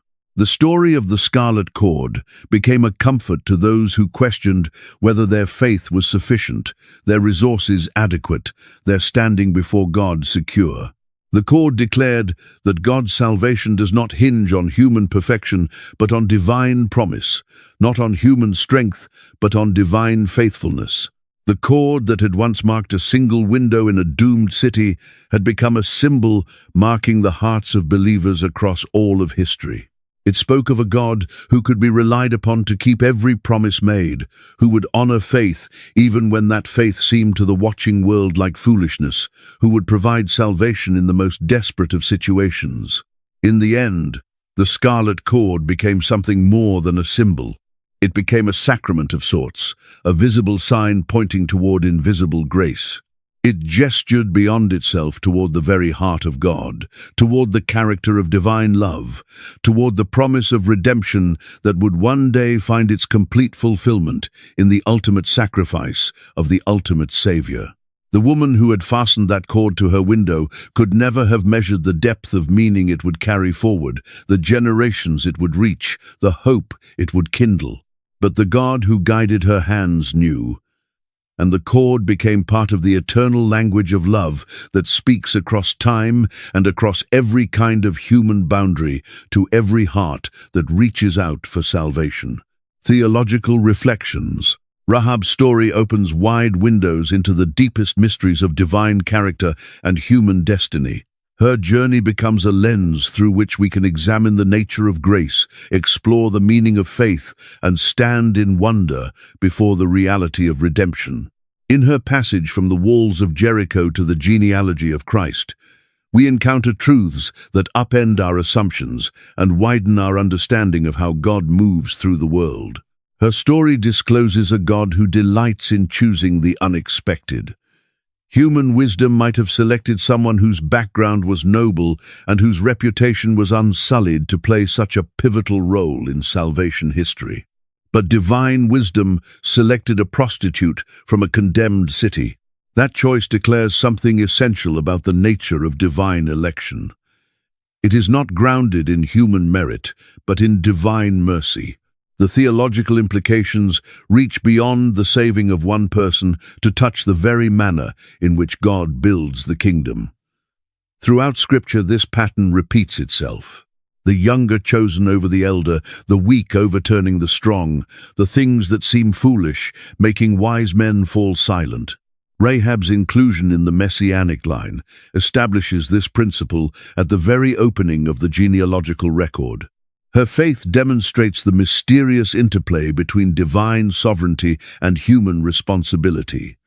The God who had already determined that Jericho would fall still honored Rahab's choice to throw herself on divine mercy. Her decision mattered. Her faith carried genuine weight. Her actions had real consequences. The story suggests that divine sovereignty does not eliminate human agency, but instead creates the space for it to flourish. The mercy extended to Rahab, even while judgment came upon Jericho, reveals the complexity within divine justice. God is not arbitrary in the way blessing and judgment are distributed. Yet divine action refuses to be boxed in by human categories of fairness. The same holy character that required judgment on Jericho's sin also carved out a way of escape for those willing to trust in divine protection. Her story illuminates both the universality of human sin and the universal reach of divine grace. Rahab was no worse than those who lived alongside her in Jericho, but she was no better either. What set her apart was not any moral advantage she held over her neighbors, but her willingness to put her trust in the God of Israel. This points to salvation being available to all, not because all have earned it, but because God offers it freely to all who will receive it. The transformation of Rahab's identity speaks to the capacity of divine grace to fashion entirely new beginnings. She was not simply forgiven for what lay behind her, she was given a new story to inhabit. The woman, known as Rahab the prostitute, became Rahab the faithful. Rahab, the mother of kings. Rahab, the example of what faith looks like. Grace does not merely wipe the slate clean. It takes what was written there and gives it an entirely new meaning. Her placement in the genealogy of Jesus suggests something profound about the Messiah who would come through her line. Here was a Savior who would not be embarrassed to carry the broken and the fallen within his own family tree, who would welcome into his lineage those whom others would have turned away. The genealogy proclaims that the gospel extends to every person regardless of where they started or what they carried. The preservation of her story in the sacred text reveals something about divine priorities. God wanted every future generation to know Rahab's name, to sit with her example, to be stirred by her transformation. Her story was never merely a historical record. It was theological instruction. It was not just biography. It was a proclamation of what God is like. Her faith illustrates that trust in God does not depend on comprehensive understanding. Rahab had no access to the law of Moses, no background in Israelite theology, no years of religious formation behind her. Yet her simple trust in what she had come to believe about the God of Israel was more than enough for salvation. Faith, her story insists, is not about possessing perfect knowledge. It is about offering perfect trust. The courage she showed in hiding the spies demonstrates the practical shape that faith takes in real life. Genuine trust in God leads to action, sometimes to action that is risky and that puts social standing and personal safety in jeopardy. Her story insists that faith without works is hollow, that trust in God has to be expressed through a life that reflects that trust. Her full integration into Israelite society reaches forward toward the ultimate inclusion of all nations within the family of God. Long before the Apostle Paul would put into words the reality of Gentiles being grafted into the community of faith, Rahab's life was already acting out that truth. She became living evidence that the God of Israel was also the God of all nations. The blessing that flowed from her through her lineage to those who came after illustrates how far the consequences of faithful choices can reach. Her decision to trust in the God of Israel shaped not only her own future, but the future of people across generations. Individual faith, her story suggests, carries corporate weight that extends far beyond what any of us can perceive. Her story confronts our tendency to decide who is or is not worthy of divine grace. If God could draw a prostitute from Jericho into the center of the redemption story, then no one should be judged as unreachable by divine love, and no one should be dismissed as useless for divine purposes. The theological depth of her story continues to reveal new layers as each new generation enters into it. She remains a powerful witness to a God who makes transformation his specialty, who takes pleasure in acts of redemption, who knows how to bring something beautiful out of the most shattered of circumstances. In the end, Rahab's story is not only the story of one woman's remarkable journey, it is a revelation of the heart of God made visible through that journey. Her redemption points toward the ultimate redemption that would come through her descendant, Jesus Christ. Her salvation foreshadows the salvation that would be open to all who would place their trust in the God who brings down walls and builds up faith. Rahab's cultural resonance across the centuries. Rahab's story has reverberated through cultures and traditions without number, finding fresh expression in each generation that encountered her journey.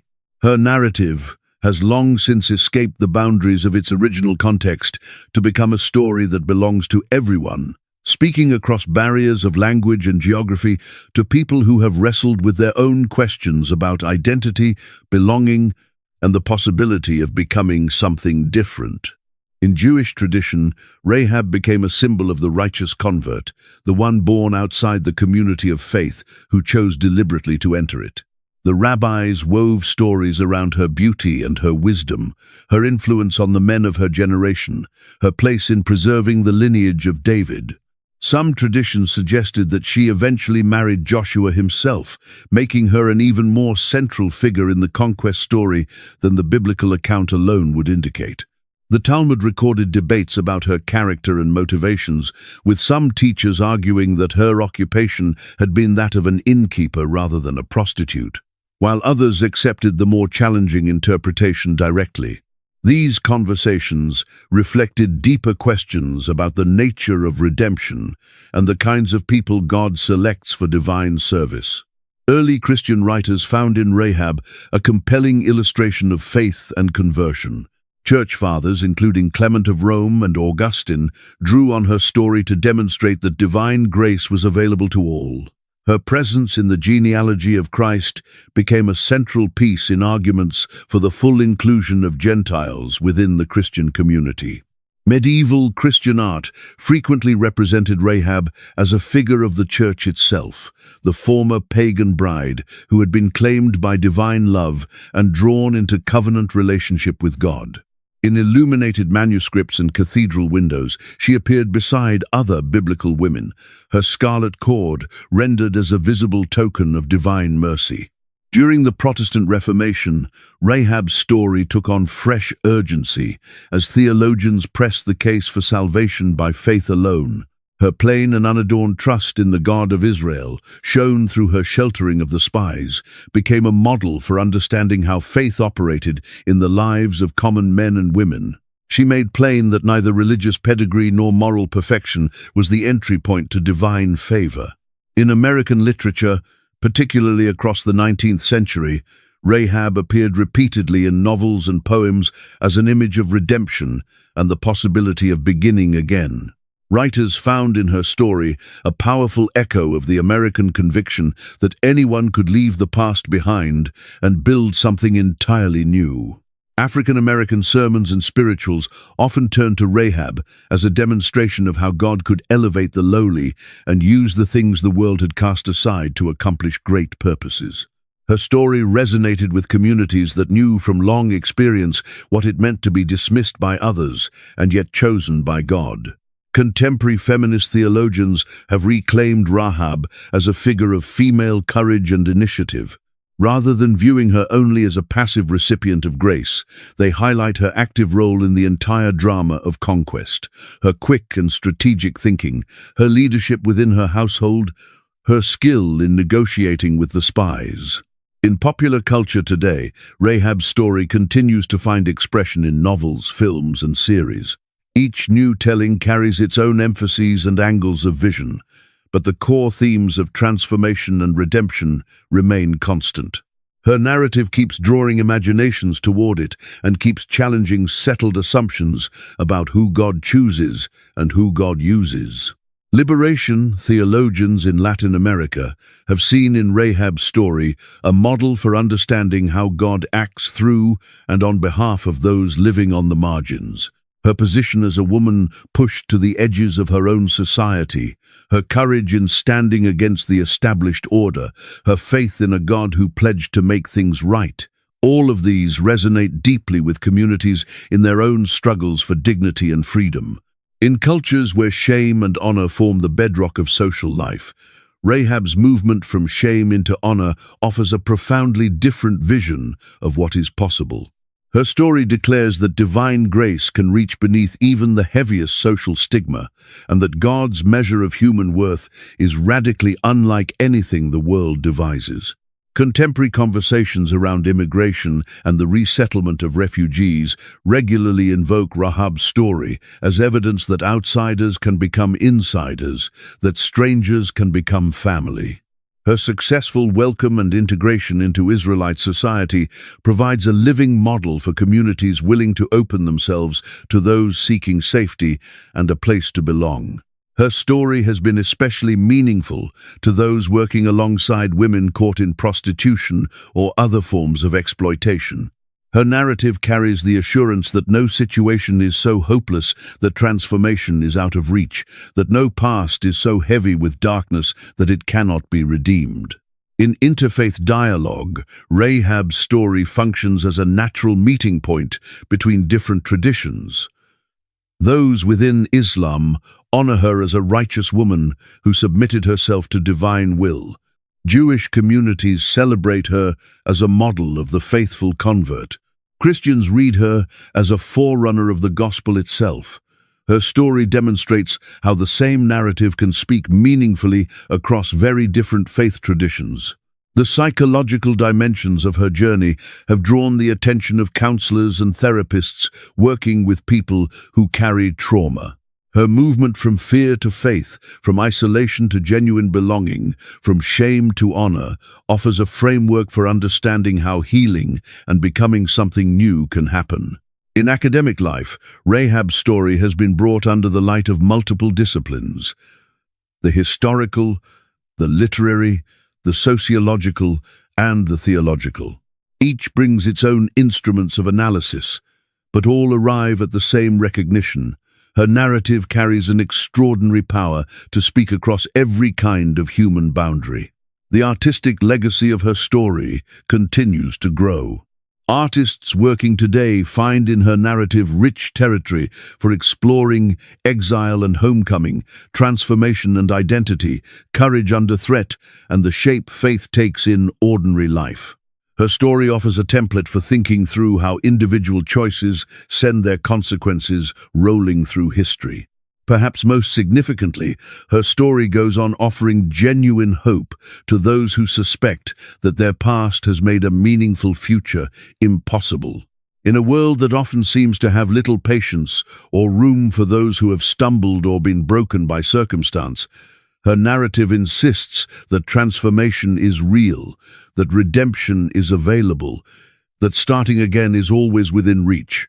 Her enduring resonance across cultures and centuries testifies to the universal human longing for second chances, for the gift of being accepted in spite of past failure, for the real possibility of beginning something new. Across every kind of boundary and through every era, people have found in Rahab's story a mirror for their own longing to be transformed, to be redeemed, to move at last into a future that is not forever shaped by the past. The sun descends over the ancient ruins of Jericho, walls that now whisper only of civilizations that have long since passed. Yet the story born within those walls goes on living and breathing and speaking to hearts around the world. Rahab's journey from the shadows of her former life into the open light of a new beginning remains as vivid today as it was 3,000 years ago. Her story presses us to reconsider everything we assume about worthiness and redemption. In a world that so often takes the measure of people by their worst mistakes, their position in society, or the circumstances of their birth, Rahab's narrative announces a different and more generous truth. She reminds us that divine grace operates according to rules that differ entirely from human judgment, that God perceives potential where others can see only past failure. The scarlet cord that once marked her window for salvation has become a thread running through all of human history. It carries a word of hope for the hopeless, of second chances for those who believed their opportunities were finished, of divine love that reaches into the darkest of places to carry in light and life. As we sit with her transformation, from outsider to ancestor, from a woman marked by shame to a mother honored across the centuries, we are invited to look honestly at our own stories. What walls appear impenetrable around our own lives? What past failures cast their shadow over what might yet be possible?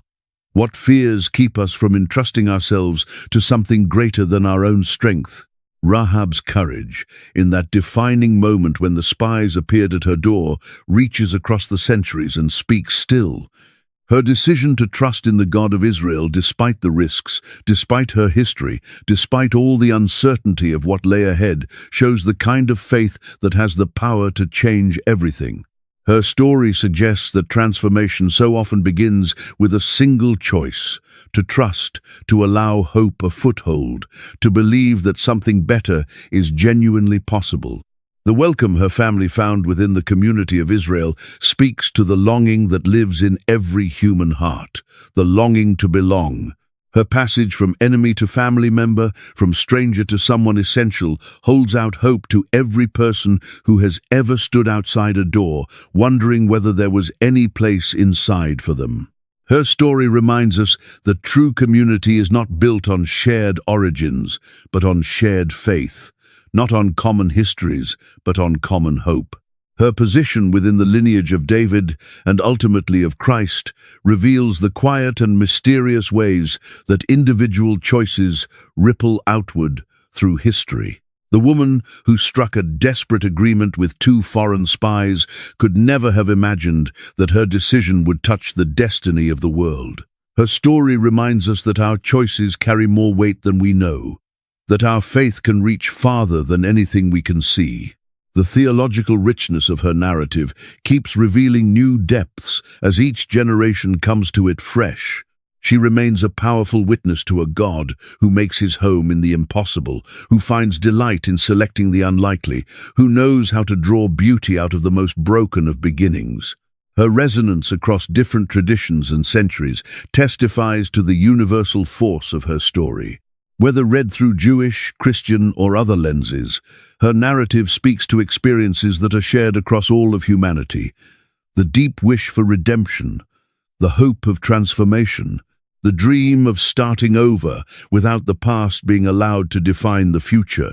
In a world fractured by division and quick to condemn, Rahab's story offers a different and more hopeful picture.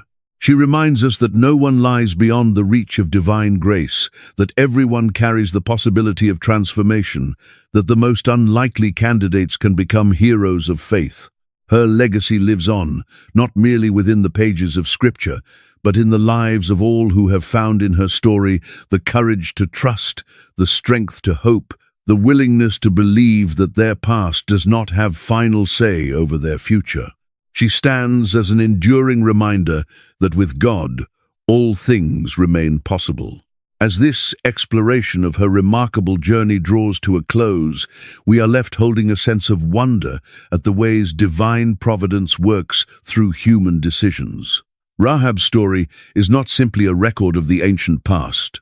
It is a living testimony to the power of faith to reshape lives, to redirect destinies, to write luminous endings onto stories that seem to have none. The woman who once watched from her window as the army of Israel moved across the plain below became part of the greatest story ever told. Her faith became woven into the very foundation upon which the kingdom of God was built. Her courage became part of the courage that would ultimately change everything. In the end, Rahab's story is an invitation to trust, even when trust seems unreasonable, to hope, even when hope seems to have no ground to stand on, to believe, even when belief feels like too great a reach.